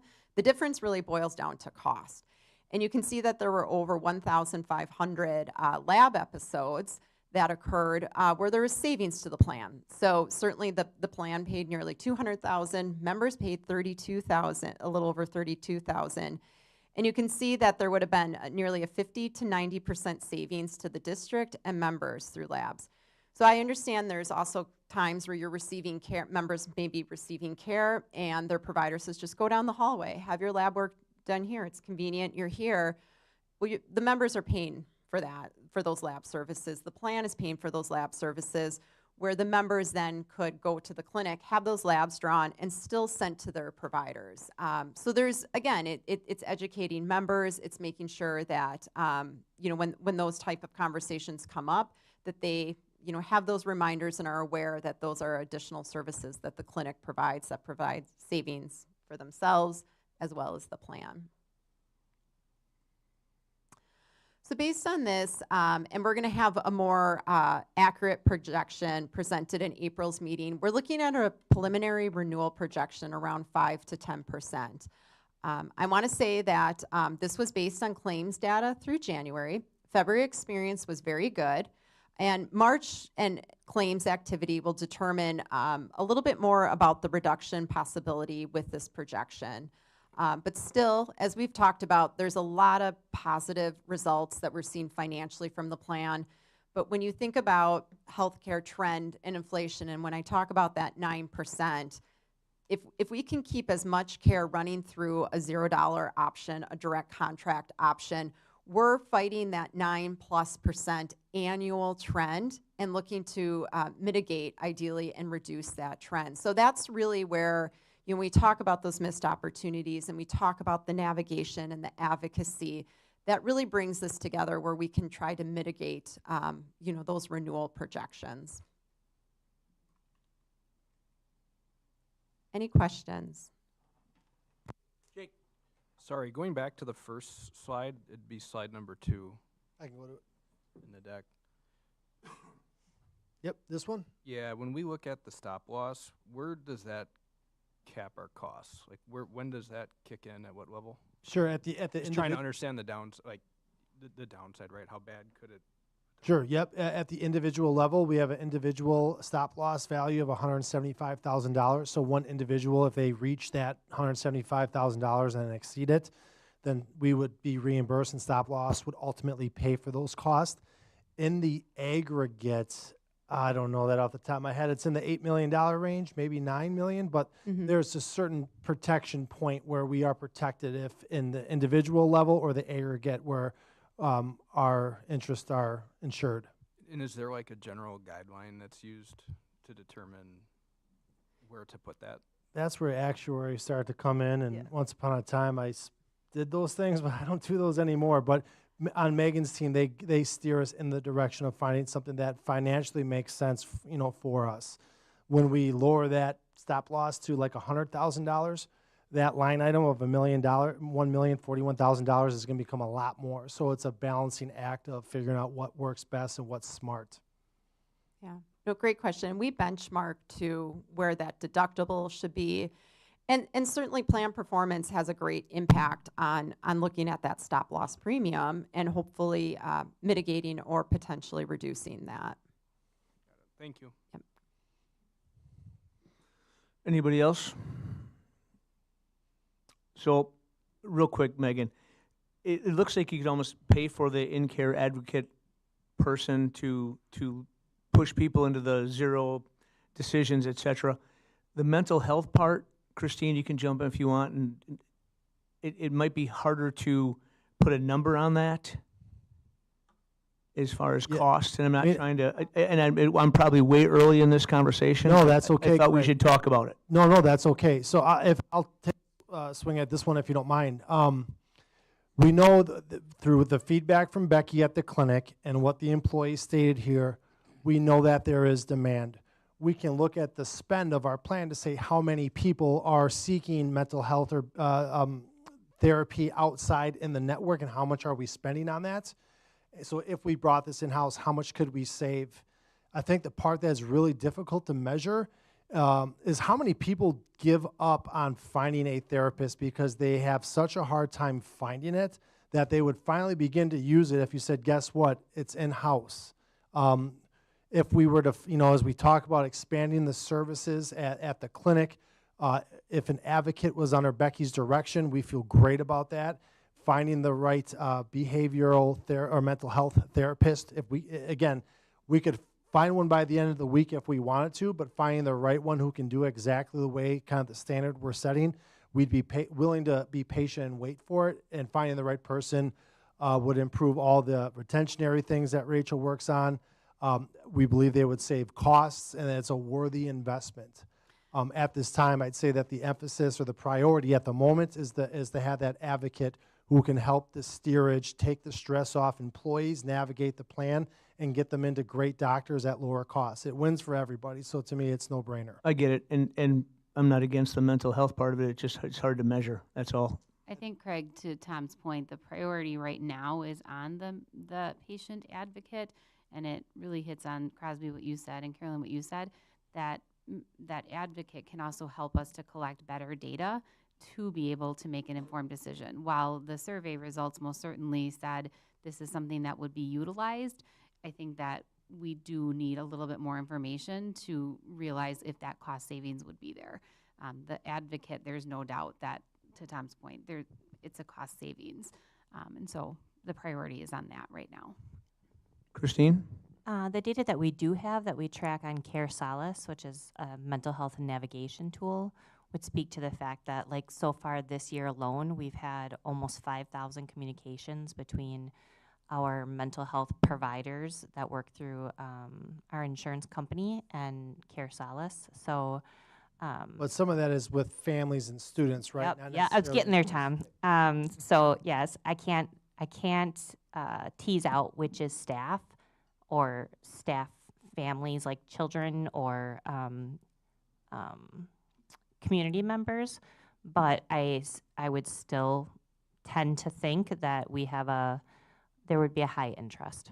I also think, like, between the partnership that I see in the Gals Institute and just some of the partnerships we've created in the community with some really good advocates, some really good mental health people that I see a lot in the community and in meetings that I'm in, I think it would be a really, really great opportunity for everybody involved. Okay. Thank you very much. Anybody else? Lindsay, Megan, thank you guys. Thank you. Thanks, Megan. Thanks, Lindsay. Good job today. Consent agenda, approval of the school board minutes, February 24th, 2025. Any concerns or questions? If not, pass by consent. Policy. Doctor, you got this? Yeah, so again, this is our first reading of these policies. So we're not going to go through them point by point, just a little bit of background. We have the policy section called technical corrections. And so through our policies, technical corrections can be made administratively. And then I have to notify you, the board, as to what those were. And technical corrections are very small things from a policy standpoint. It might be the word was changed in the policy. It might mean that they added a statute to the policy to address a legal compliance piece. So please review those. If you have any questions for me on technical corrections, happy to answer those. I do have a Okay. question, and I think you half answered it. I did notice that, yes, some of it was just a parentheses or something was changed, but there were certain policies where entire paragraphs were removed. Is that truly because it's state statute or something like that, and not that we're changing the language of the policy itself? Some of the technical correction changes were made because that language already exists in another policy. So if you could point to the specific policy, happy to talk through it. But when we worked with our Neola consultant, there were a number of policies where there was a duplicated language that was no longer needed. Okay, so, because I read all these policies, Joe. I'm glad you did. How many nights did it take? I did it today. Oh, really? Yes. Sat outside and did it. It was nice. Anyways, in the student accidents, illness, concussion, and sudden cardiac arrest policy, Yes. 5340. 5-3. At the very end, that whole last sentence has been removed, redlined. So I Yeah. just want to make sure we're not actually changing like language, and that these really are just technical corrections. This is technical in nature because this is covered in multiple other areas, and it's also referenced in that the DPI and the WIAA. If you look up the information containing the following as provided by the DPI, WIAA, and then you see the information about the risks associated to participate, all of that information is in the policy already. Okay. Hence the reason why that is okay to change. And then one dumb question, but I noticed all these were changed to 2024. Why are we not changing them to 2025? The original, like when this came out as part of a 2024 update. Okay. When this is forwarded over to Neola, it will change over to 2025 in the correction. See, I read them all. You nailed it. Dr. Cook, I did read them all as well, kind of, Yeah. sort of. Well, most of them. All right. Kind of. The his, her, we talked about this briefly. Would you explain that, please? Because at first I looked at it and thought, okay, are we going to get in trouble with the his, her? Yeah, so Every 4 years this changes. yeah, the his, her to the they, we can talk about the language, but I mean, if we were coming to a meeting and we were to, for instance, be discussing something, in the flow of the discussion, we would use the term they in that discussion. I wouldn't, every time I said that a speaker would come to the microphone, I wouldn't say he, she would speak about whatever topic he, she felt was appropriate to talk about this evening. Right? So what the recommendation, it started out as a gender-based recommendation that you couldn't make somebody pick. In the current times, after we've gone past a lot of that gender discussion, really what people have found is the flow of the conversation is much different.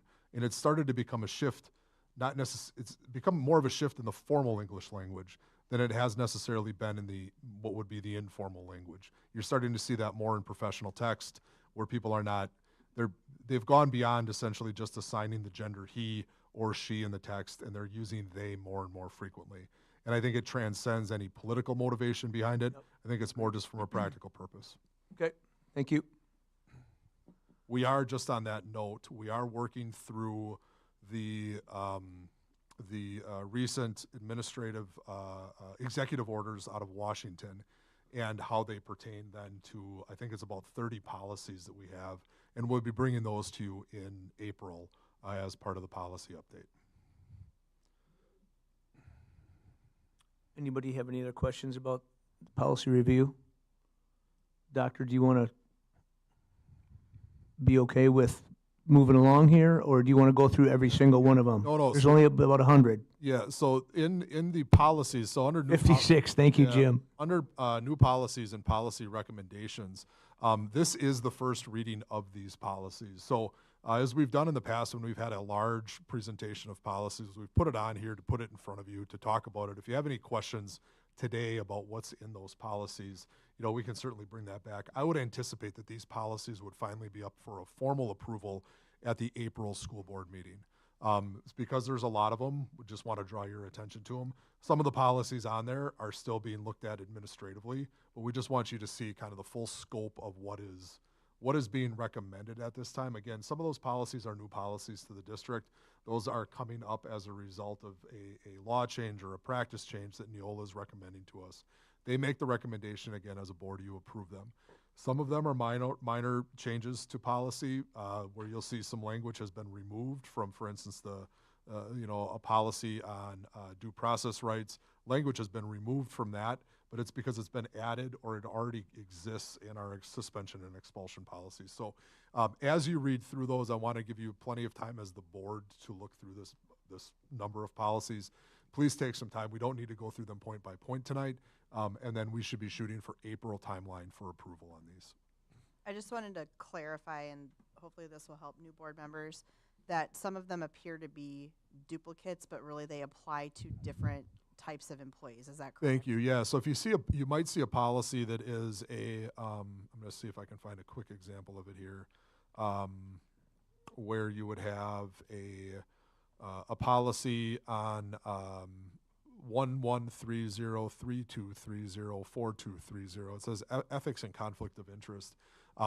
Any policy that references the 1000 series applies to me as a superintendent, as I'm the administrator. I'm the person who's been hired by the board. You supervise me.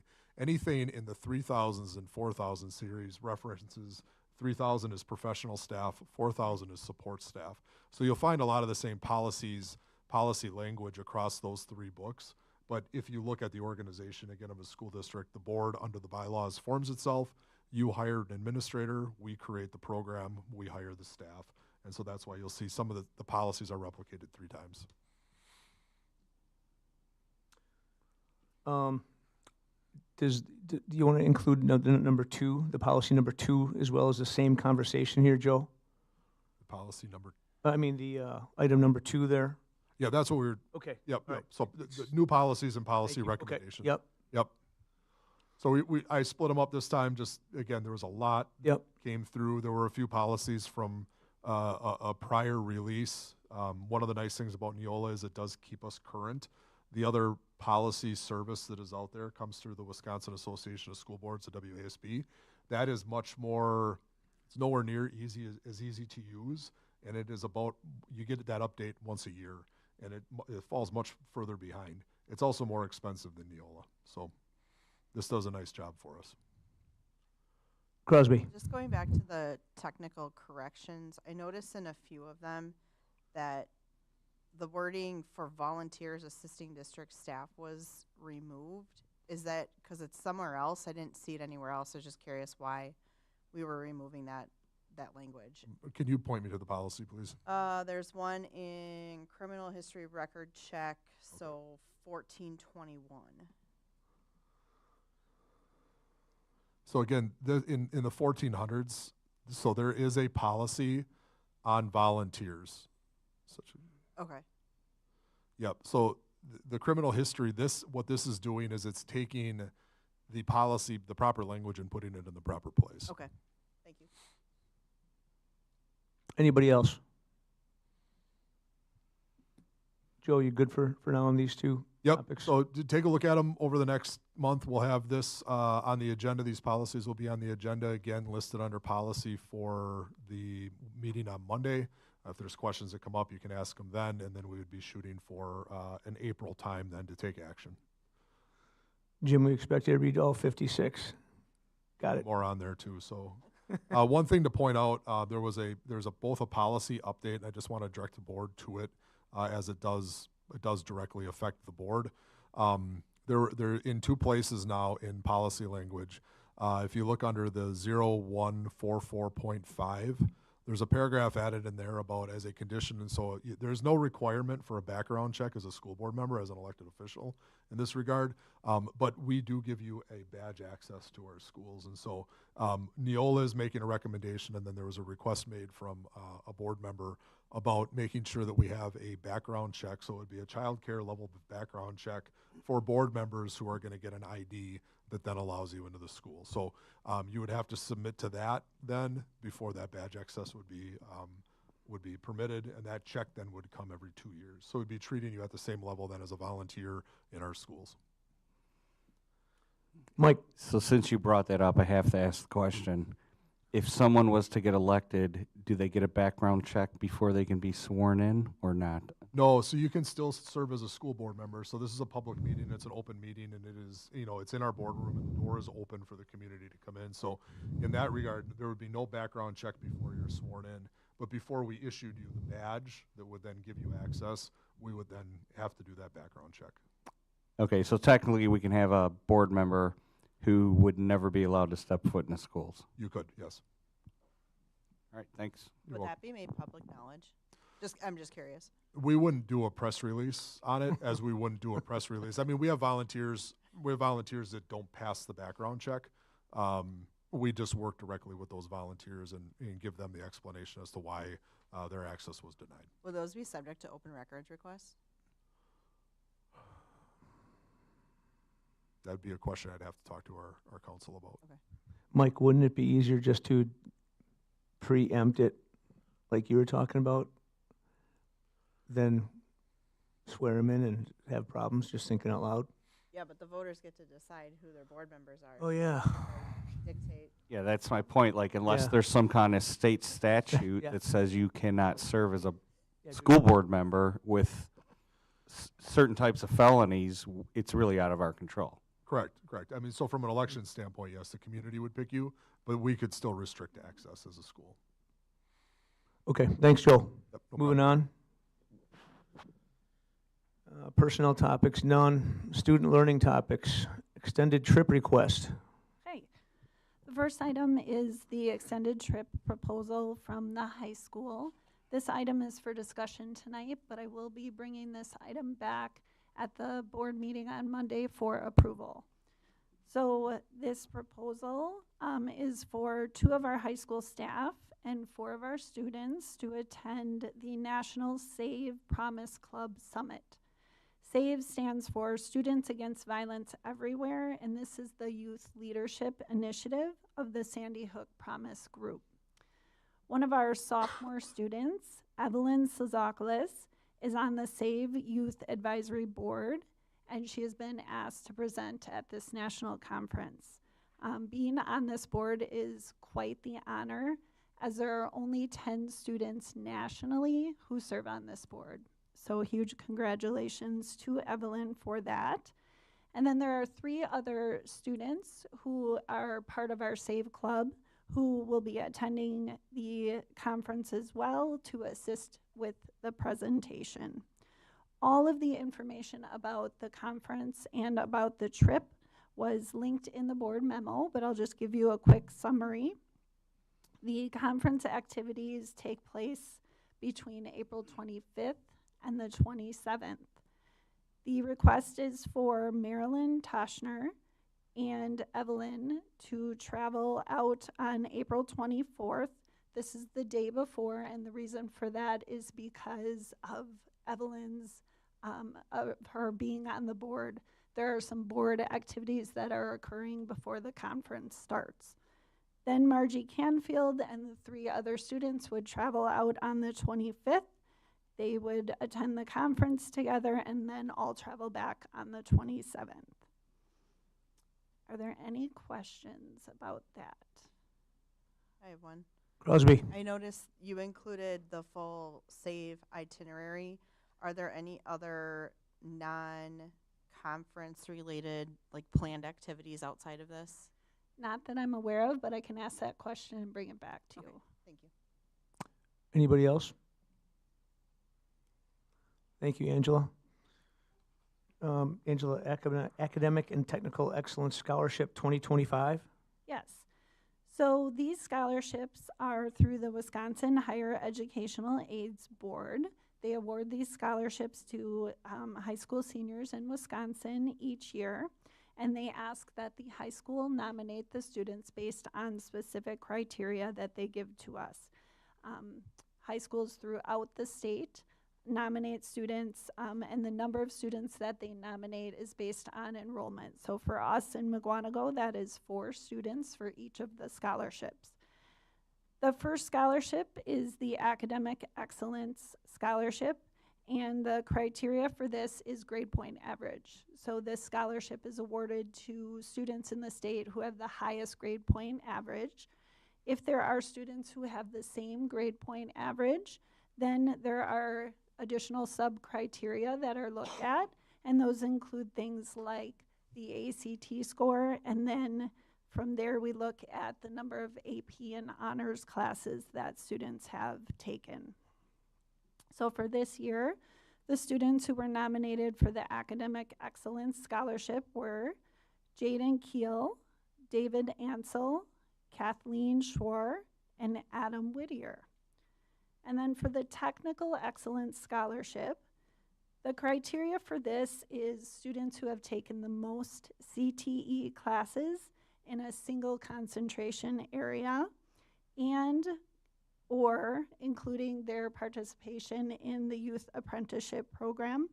And then the other criteria for this one is that they need to be looking at attending a Wisconsin Technical College.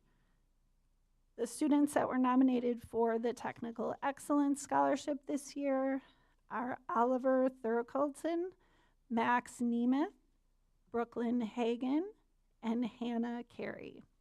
So we offer these students our congratulations. This is a great honor and accomplishment, and we wish them the best in their future endeavors. Awesome. Thank you, Angela. Next up, 4K update, Angela. Yep. Just a quick update about our 4K registration for the 25-26 school year. We had priority registration that was taking place. That closed out on February 28th. We currently have 193 students who are registered for 4K for next year. This is a slight decrease of about 29 students from the same time last year. With our priority registration being completed, Sue Brezovar in our district office has been working tirelessly to place the students at their requested site based on parents' preferences. On their application, they list the top 3 sites that they are interested in. With that, we had only 3 district families who did not receive their top 3 choices. So those families are being contacted so that we can find out what their next choice is and place their student at that site. And then finally, all of the families who registered at this point will be notified regarding their child's placement. That will happen mid-March and will be via email. Are there any questions about that? Carolyn. Does that include open enrollment, or will we now open it, now that we have the priority registration, open enrollment will now be offered if we have seats available? So open enrollment, parents who are open enrollment did register already. We take priority for our resident students first and then move down the list to open enrollment. Okay. Anybody else? Thank you, Angela. Moving on, finance and facilities. No, I take it back. Christine, consortium agreement of specialized services. I apologize. All right, so tonight I have just an agreement that we use. It's called a consortium agreement for specialized services. It is a partnership that we have with the Elmbrook School District. They manage the consortium agreement for low incidence disabilities. So we have students who receive deaf and hard of hearing services, and we don't have enough students that we would employ our own teacher. And so we partner with other districts. We hire 1 staff member, and then that staff member serves a variety of school districts. And so every year we join the consortium specifically again for the deaf and hard of hearing services. Generally, services have stayed in around that $40,000 range. And then, but in order to sign the contract, I need board approval and a signature. And so I'm bringing that tonight for discussion if you have any questions, and then we'll bring it back for approval next Monday. Anybody have any questions? Thank you, Christine. Oh. Just as a point, this summer you will see the CISA contract come through, and so we do use, Christine, some services from CISA, some services from this Elmbrook consortium, and just want to let you know that it'll be 2 entities that we contract with. Yeah, so for CISA, we use Vision services, and so those do look different. And it is confusing that they're 2 separate agencies, but it works out well. Meets the needs of our students. That's what we need. So, Thank you, Christine. Student service topic number 2, students at risk of not graduating. yes, so the next piece of information tonight is in accordance with State Statute 118.153. I'm bringing forward for discussion potential request for approval way down the road yet, a student at risk policy. This policy looks at how we can continue to educate students who are at risk, and they would meet at risk of not graduating, and they meet the criteria under the following 2 areas.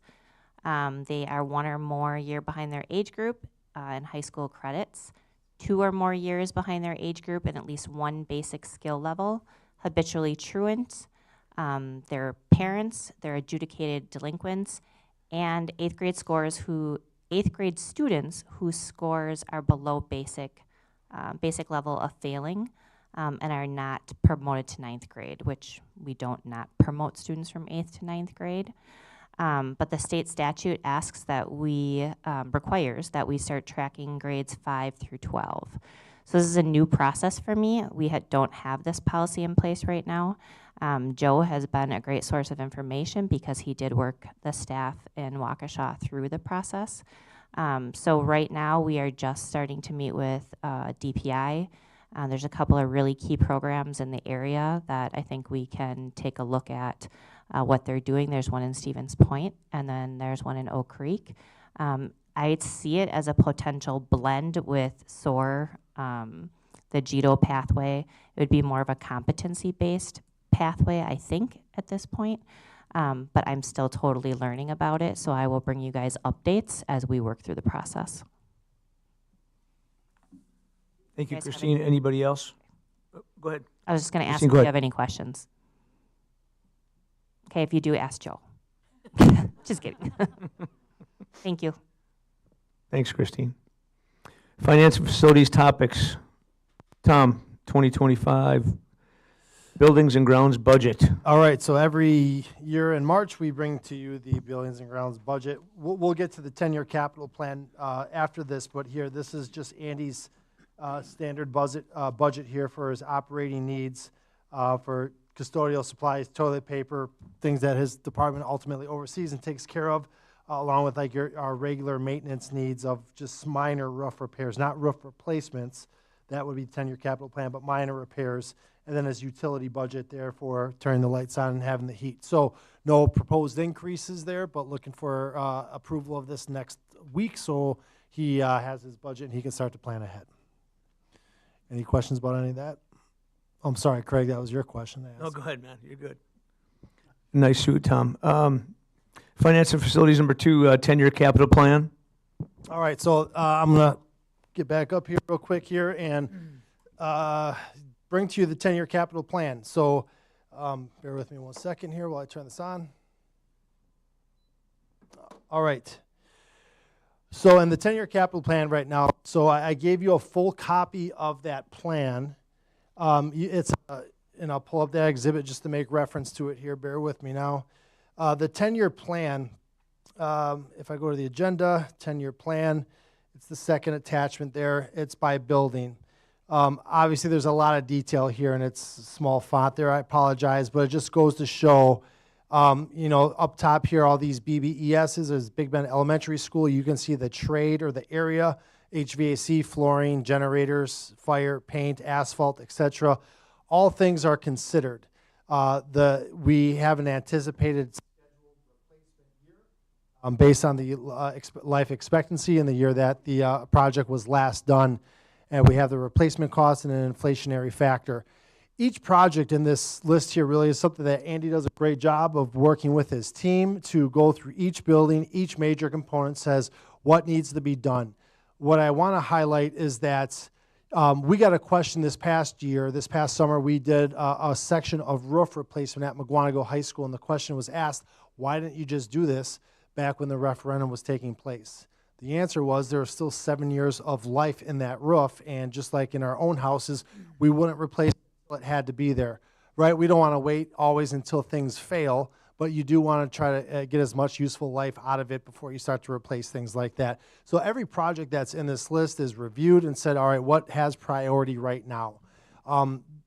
In the memo that I have there then, there's some I want to just kind of walk you through here real quickly here. So at Big Bend Elementary, there's we're going to replace a well and pump. And Andy, if there's any questions here, Andy's here to help answer that. But Andy, that would be similar to what we did at Rolling Hills. But that, obviously, we're not going to wait for it to fail. We had school that we missed, and we want to try to avoid that. So we feel that that project is now time to take place here. Hey, Tom, Andy, we talked about that a couple times before, I'm guessing, right? Maybe 5 times before this, 4 times. I don't remember. Yeah, but we kept saying it's good for now. We're going to look at it next year. You're saying the overall plan or the well? That and the Big Bend pump situation. So the well itself at Big Bend, that's something new. With the catastrophic event that we had at Rolling Hills this year, we decided to be more proactive than reactive, and so that was something that was brought into the 10-year capital plan for all schools that have wells. Okay.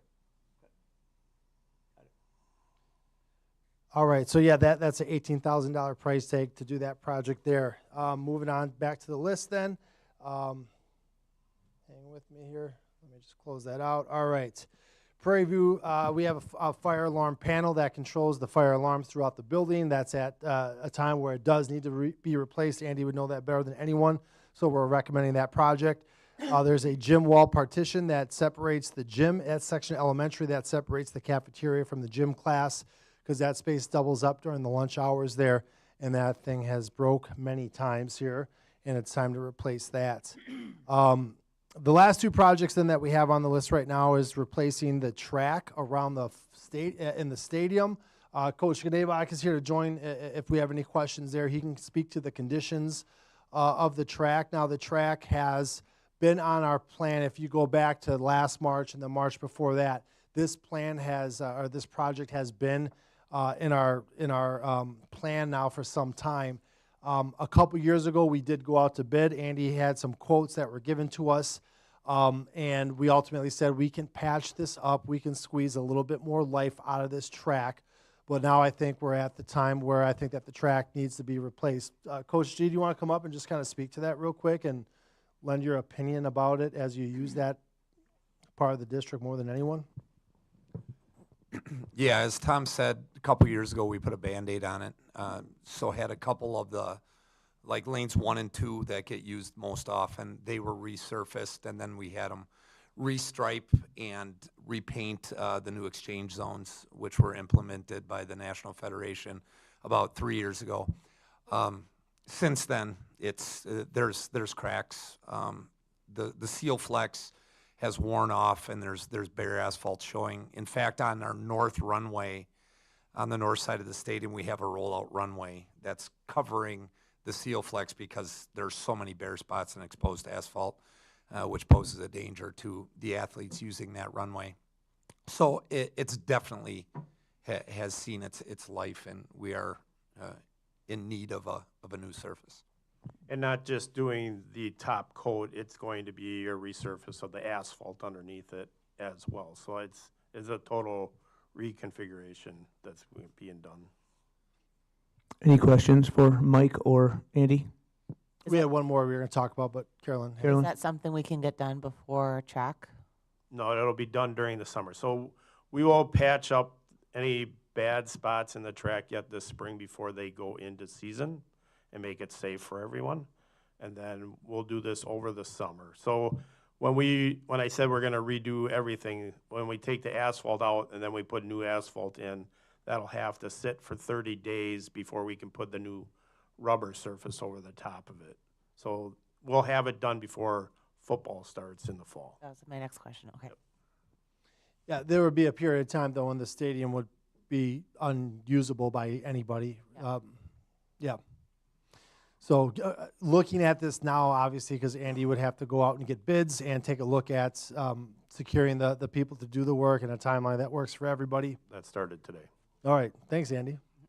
So yeah, getting bids, I guess, just early helps us understand should you guys move forward in that regard. Last project then that we had here that we want to bring to you to consider right now is the locker rooms in the South Gym here. So just before we even get to these pictures, I wanted to offer you guys, as I said in my memo, an opportunity to see the spaces for yourself. So on Thursday at 6 o'clock, if anybody here in the community would like to meet in the athletic foyer, I'll give you guys a tour of these spaces so you can kind of see for yourself. You can't really smell these pictures. You can certainly smell the locker rooms. So these pictures don't do total justice here. But just to kind of show you these spaces, this locker room, the South Gym was a part of the 1993 expansion at Mukwonago High School. So this was likely opened in 1994, I believe, and hasn't been touched since. So 32 years of wear and tear. We have a lot of varsity athletes, in particular football and wrestling, our track programs, and all of our varsity athletes use that, but it's a high traffic area that has certainly seen better days here. So the spaces here are just really worn, and we're going to present some options here for you. So these pictures here are of the boys area, the bathrooms and the shower areas. We didn't capture those, but you'll see those on Thursday if you decide to join us on a quick tour. On the flip side then, in the South Gym locker room, we have girls' locker rooms. How nice those are. Yeah, these are pictures from, 11 o'clock today. Correct. So the state of condition is just different here. So when I bring options for you guys to consider, you'll see that the spaces are the same age, but they're just not similar, okay?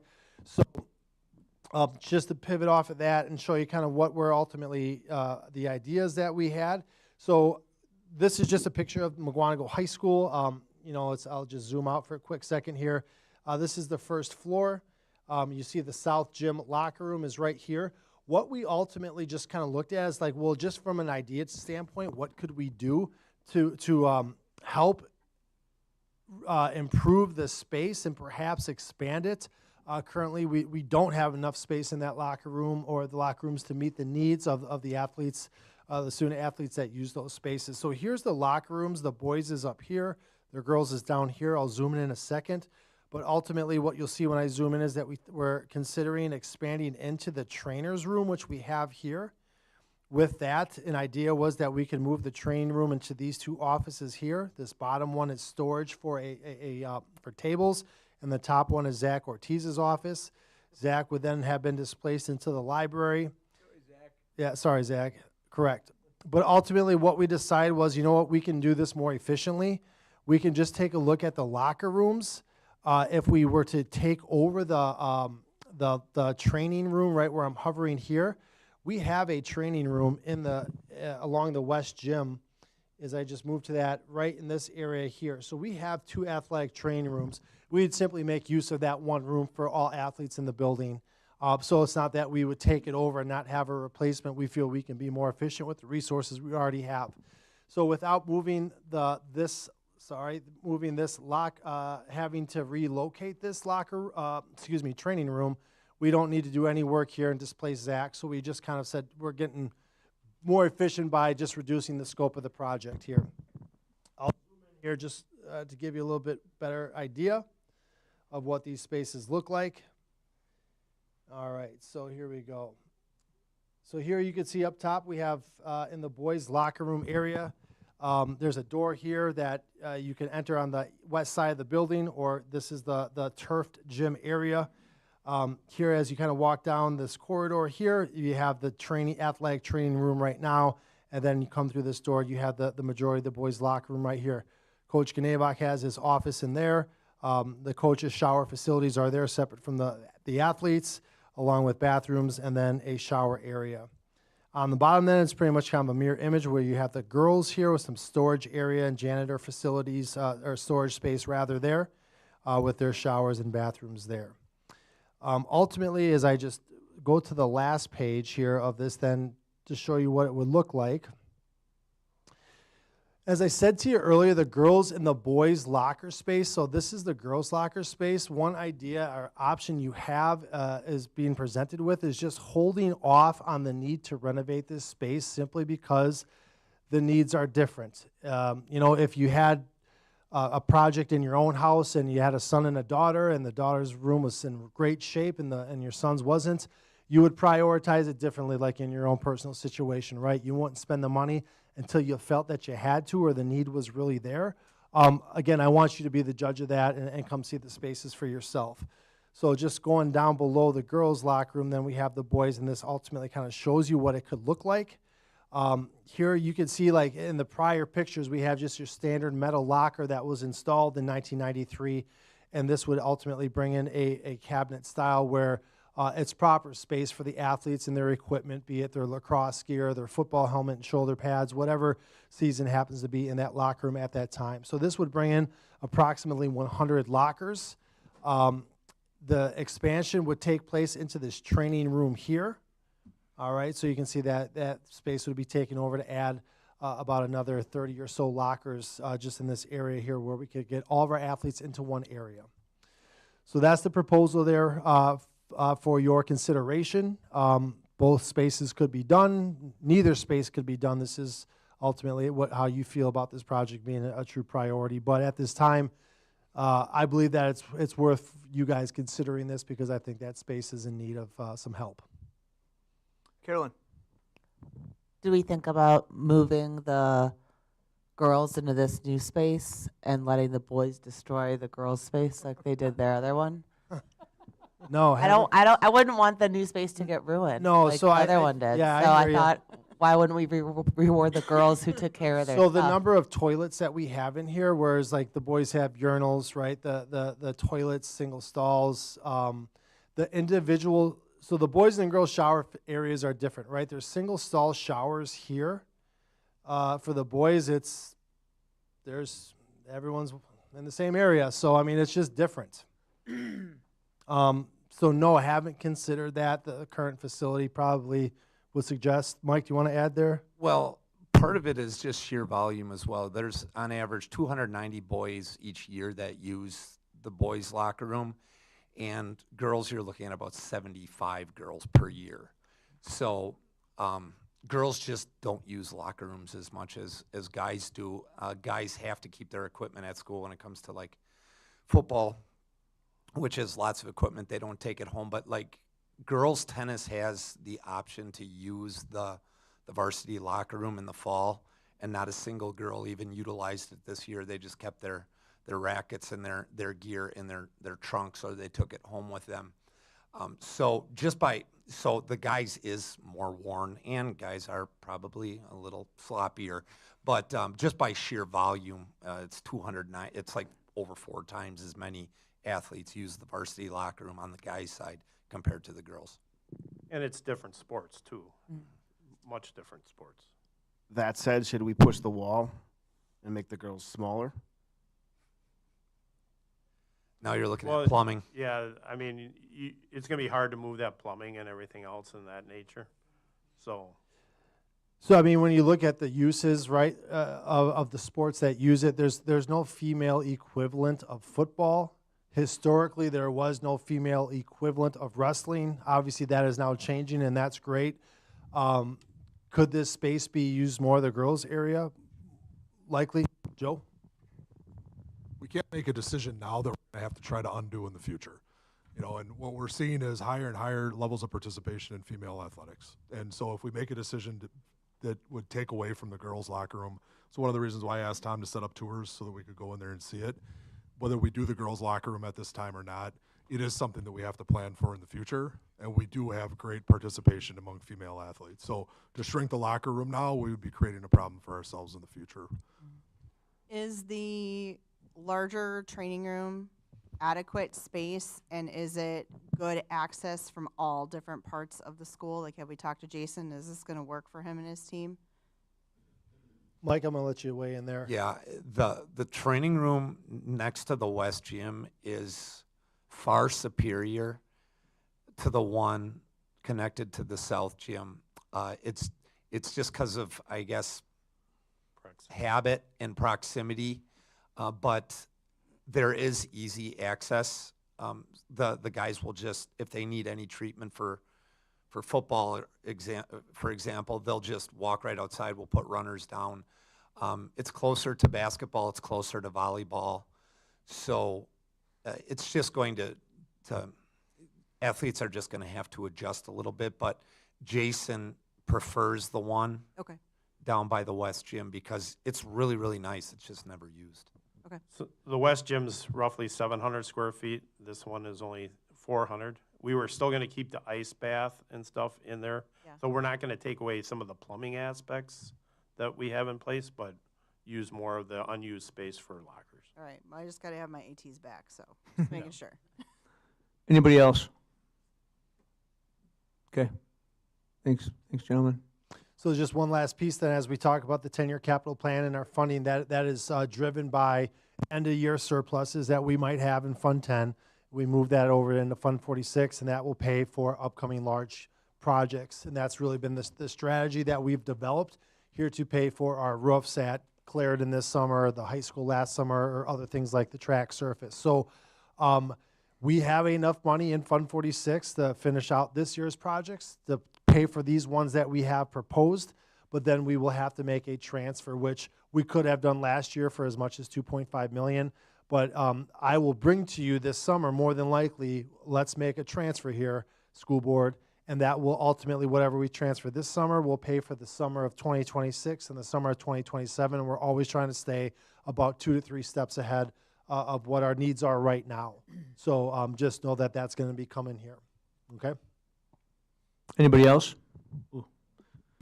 Ready to go to Village of Mukwonago Memorandum of Understanding, Tom?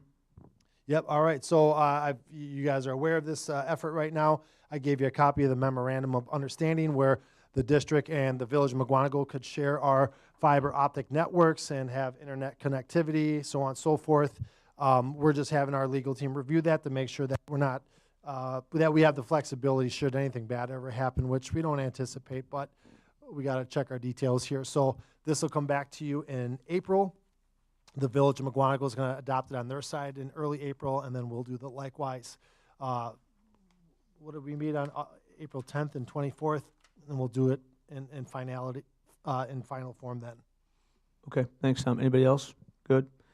Number 4, emergency repair. All right. Hey, Mike, thanks for coming. Appreciate it. Yeah, thank you. Thank you, Mike. Thanks, Andy. All right, we had an emergency repair that's needed. It's not affecting student learning environment yet at this time here, but we had a new chiller installed to supply cold air throughout Section Elementary School. That chiller is 2 years old. Andy, is that correct? Yeah, we're going into year 3. It's going into year 3, and we had some problems with it, and Andy ultimately identified it here, and he's got a section of the pipe he could probably go get off his desk real quick to show you on the inside of the pipe that connects the chiller to the air handling units and the coils that are in there. The interior of the pipe was failing for a few different reasons on that, but ultimately the system can't bleed out. It's always in a state of it's not working. We've identified that to fix that, so that's something that we ultimately said I'd never envisioned you guys sacrificing the environment of our students, so we said this is something we're going to move forward with and just let you know. So that's what we did, just giving you some information on that. Number 5, Tom, budget. Okay, so as we talk about that then, a budget amendment reminder. So we haven't done one in my time here, but what I'm going to ask the school board to do is to adopt an amended budget sometime in May, June, or July even. You can adopt it after the fiscal year closes, and it's a way for you to say we recognize the updated expenses and revenues. We had our budget we adopted in October, but things like the pipe repair that we talked about or the well repair at Rolling Hills is going to push the initial budget over, right? So by adopting the amended budget, I highlighted in the memo there, the well replacement at Rolling Hills, the pipe repair at Section, we had an underground pipe repair at Parkview Middle School, a scoreboard one-time expense with repayment coming, but nonetheless an expense right now. Those are going to push our budget over, and the auditor might say, Tom, you spent too much money. Well, if we adopt the amended budget, it will recognize those things that we're always on the same page. Just wanted to give you a reminder about that. Okay, any questions about that? Number 6, referendum financing option. All right, yeah, Joe, thanks for going up there. So now's a time I wanted to talk to you about our original timeline for referendum financing. So at some point in time, we're going to borrow $89.1 million. And as soon as we receive that money, the interest rate, the interest charges begin, but also having that money and investing that money has a benefit of interest rate deposits or investment earnings. On the screen right now is what we ultimately communicate to the district. I'm going to head up there real quick. Craig, I'm going to borrow your microphone, Barker style. All right, here we go. So here we go. This was the 24-25, ultimately the tax levy that we have that's related to the repayment of Mukwonago High School, that project in 2016. We have a levy taking place this year, one more next year, and then as we get into 26-27, we're paying off the remainder of the high school at the same time that the middle school new debt comes online. So there is no tax increase this year. As a matter of fact, you all remember we cut taxes by 0.5%. We can hold the line next year in the fall of 2025, and then in 2026 is when we said, hey, now it's going to go up here, okay? So as we talk about that concept there, we were ultimately going to delay. Yeah, Joe, you can kind of go on down here real quick. Just keep moving down. Keep going down to the exhibits that we have here. So you can keep going one more. And keep going one more. All right, we can stop right there here. So the options that we have, there's a couple different things that are moving right now. Obviously, the economy has some uncertainty to it. And with that uncertainty means interest rates are going to move. In terms of the interest rates, just like a mortgage, the higher the interest rate, the more interest costs you're going to repay. So as interest rates move, the question I have for the board is, our initial game plan said we're not going to borrow the money until 2025 or 2026. But by waiting between now and then, we might see interest rates climb. So the question for the board is, what do you think interest rates are going to do? Do you want to wait another 6, 12 months to lock in interest rates, or do you want to expedite that and do that now and lock in based on what your expectations are? So there is market volatility. Carolyn, Mortgage person Carolyn. I would say wait, but if I had a crystal ball, I probably wouldn't be here. But I would say wait. Yep. Wait, how long? We have no idea. They've been slowly declining. The hope is they continue to slowly decline. Did somebody else? Go ahead. I don't remember if I asked this a couple meetings ago, but if we got locked in, how long until we can refinance without big penalties? 7 years. That's a law. Okay. At current rates, what are we looking at? So East Troy just locked in about a couple weeks ago at 4.18. Now, when we went out to the community, we used a conservative interest rate assumption of 5%, right? Right now, they're at 4.18%, but that may change. Likely will change. It's the group's guess as to what we think that's going to happen here. So just Think we can get to 3.75? Anyone? no, I don't think that. Are you auctioneer right now? Sold. Well, sold. I'll take that. What's the rate history the last? Let's go 3 years. Do you have that, or did Baird? Not in this presentation right now, but anytime you're in the 4% range in the last 20 to 30 years of issuing public bonds like this here, 4% is an average rate. That's good. It's not great, but it's not bad. When we refinanced in 2020 or 2021, we refinanced at about 2%, some less than that. That's not happening for a long time. That was a market historic low that I can't see what would cause that again. Could be wrong, but it's hard to guess that's going to happen again a couple years later, right?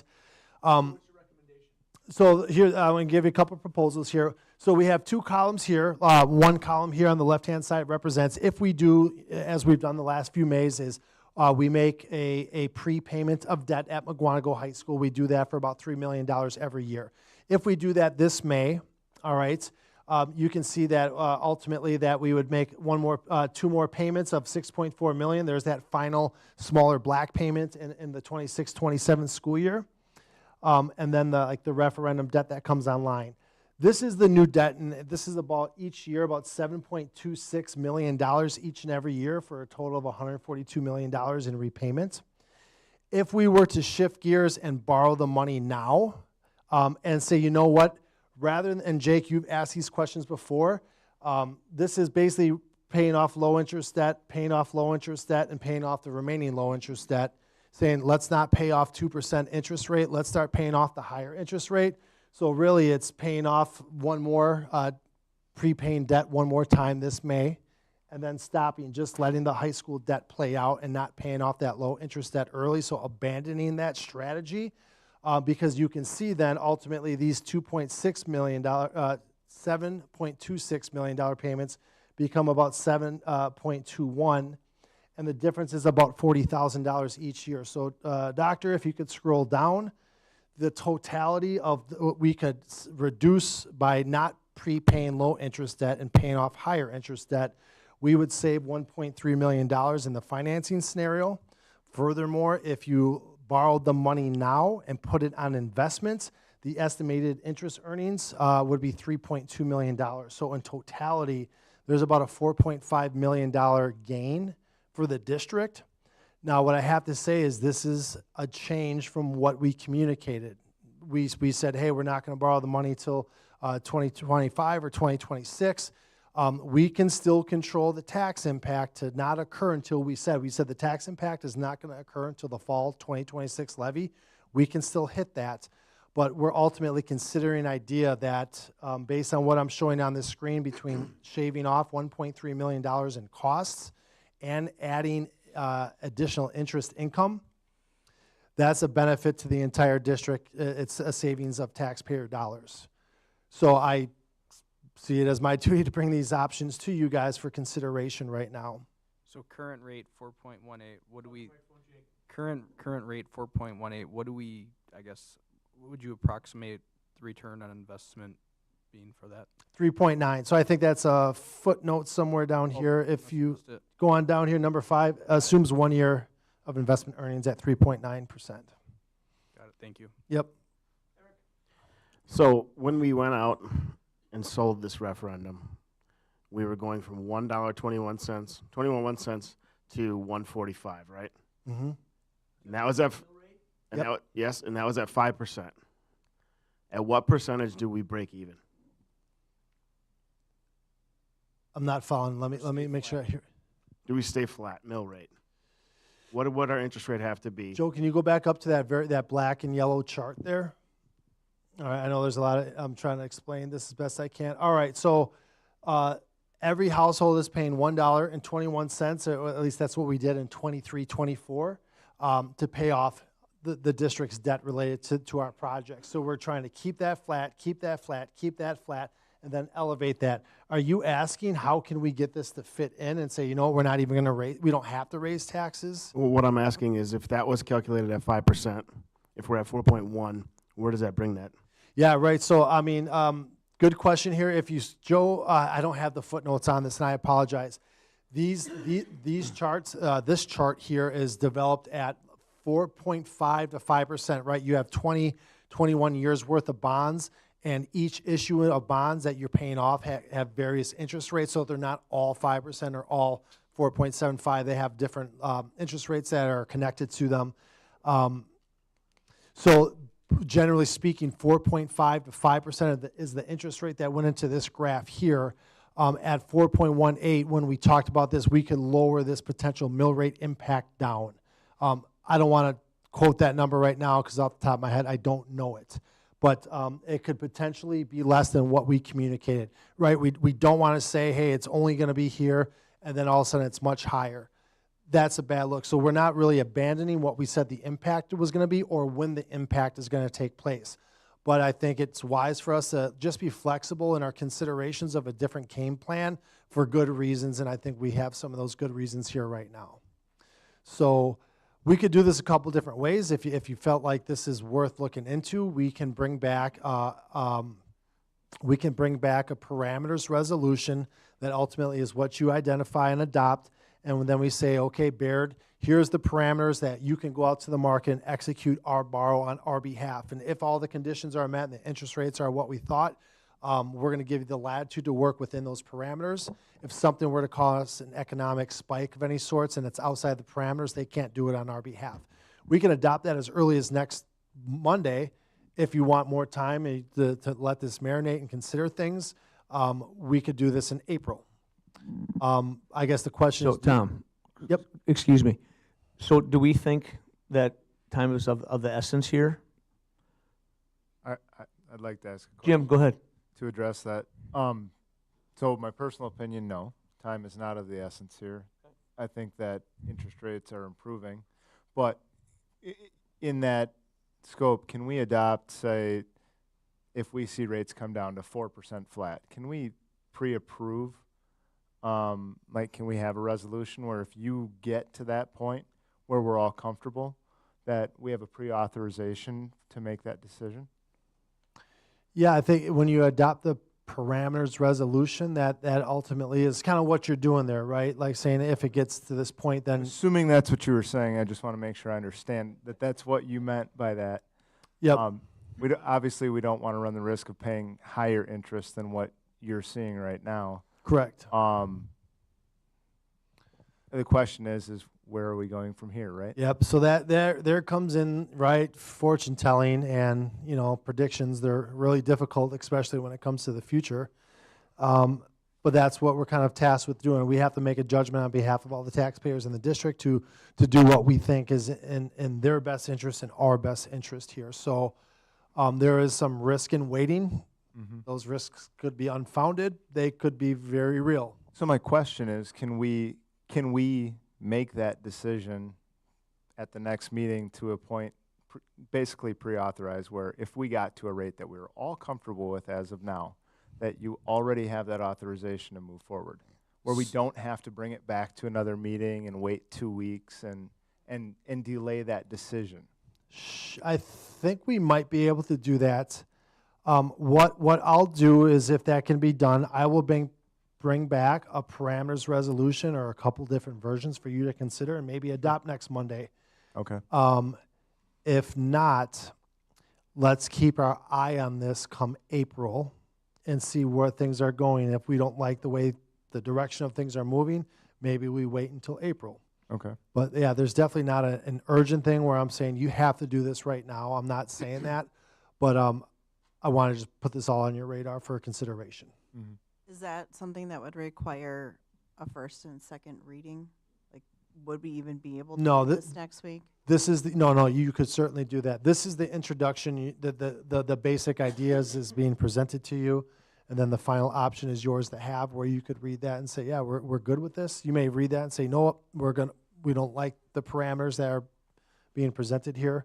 I will go to work on this tomorrow and give you a board update on Friday as to what to expect here. And I will work with our partners at Robert W. Baird, Brian Brewer and his team, to say, I guess ultimately, what's the direction here? If the rates fall, right, and they get to 4% even, we'd like to start locking in on that. I think that's the question, is where would we all be comfortable? Obviously, we run the risk of them continuing to fall at that point once we lock in, right? Yeah, I mean, they could fall further, right? And then you locked in, and you're like, oh, we should have waited this out further. I guess the flip side is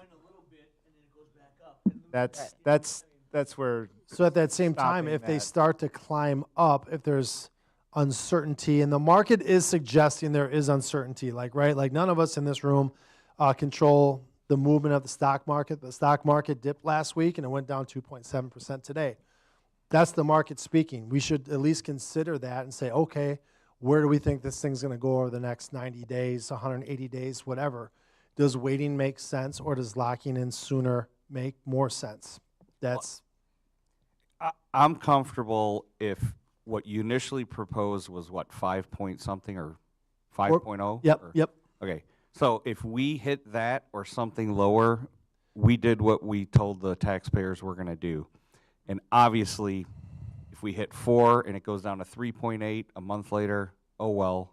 But, it's worse if the uncertainty, all of a sudden, we're up at 5.2. So what I would encourage the board to do, Dr. Cook, can you go back up to that black and yellow graph, is that you'll have an option then if we lock in at a lower interest rate right here.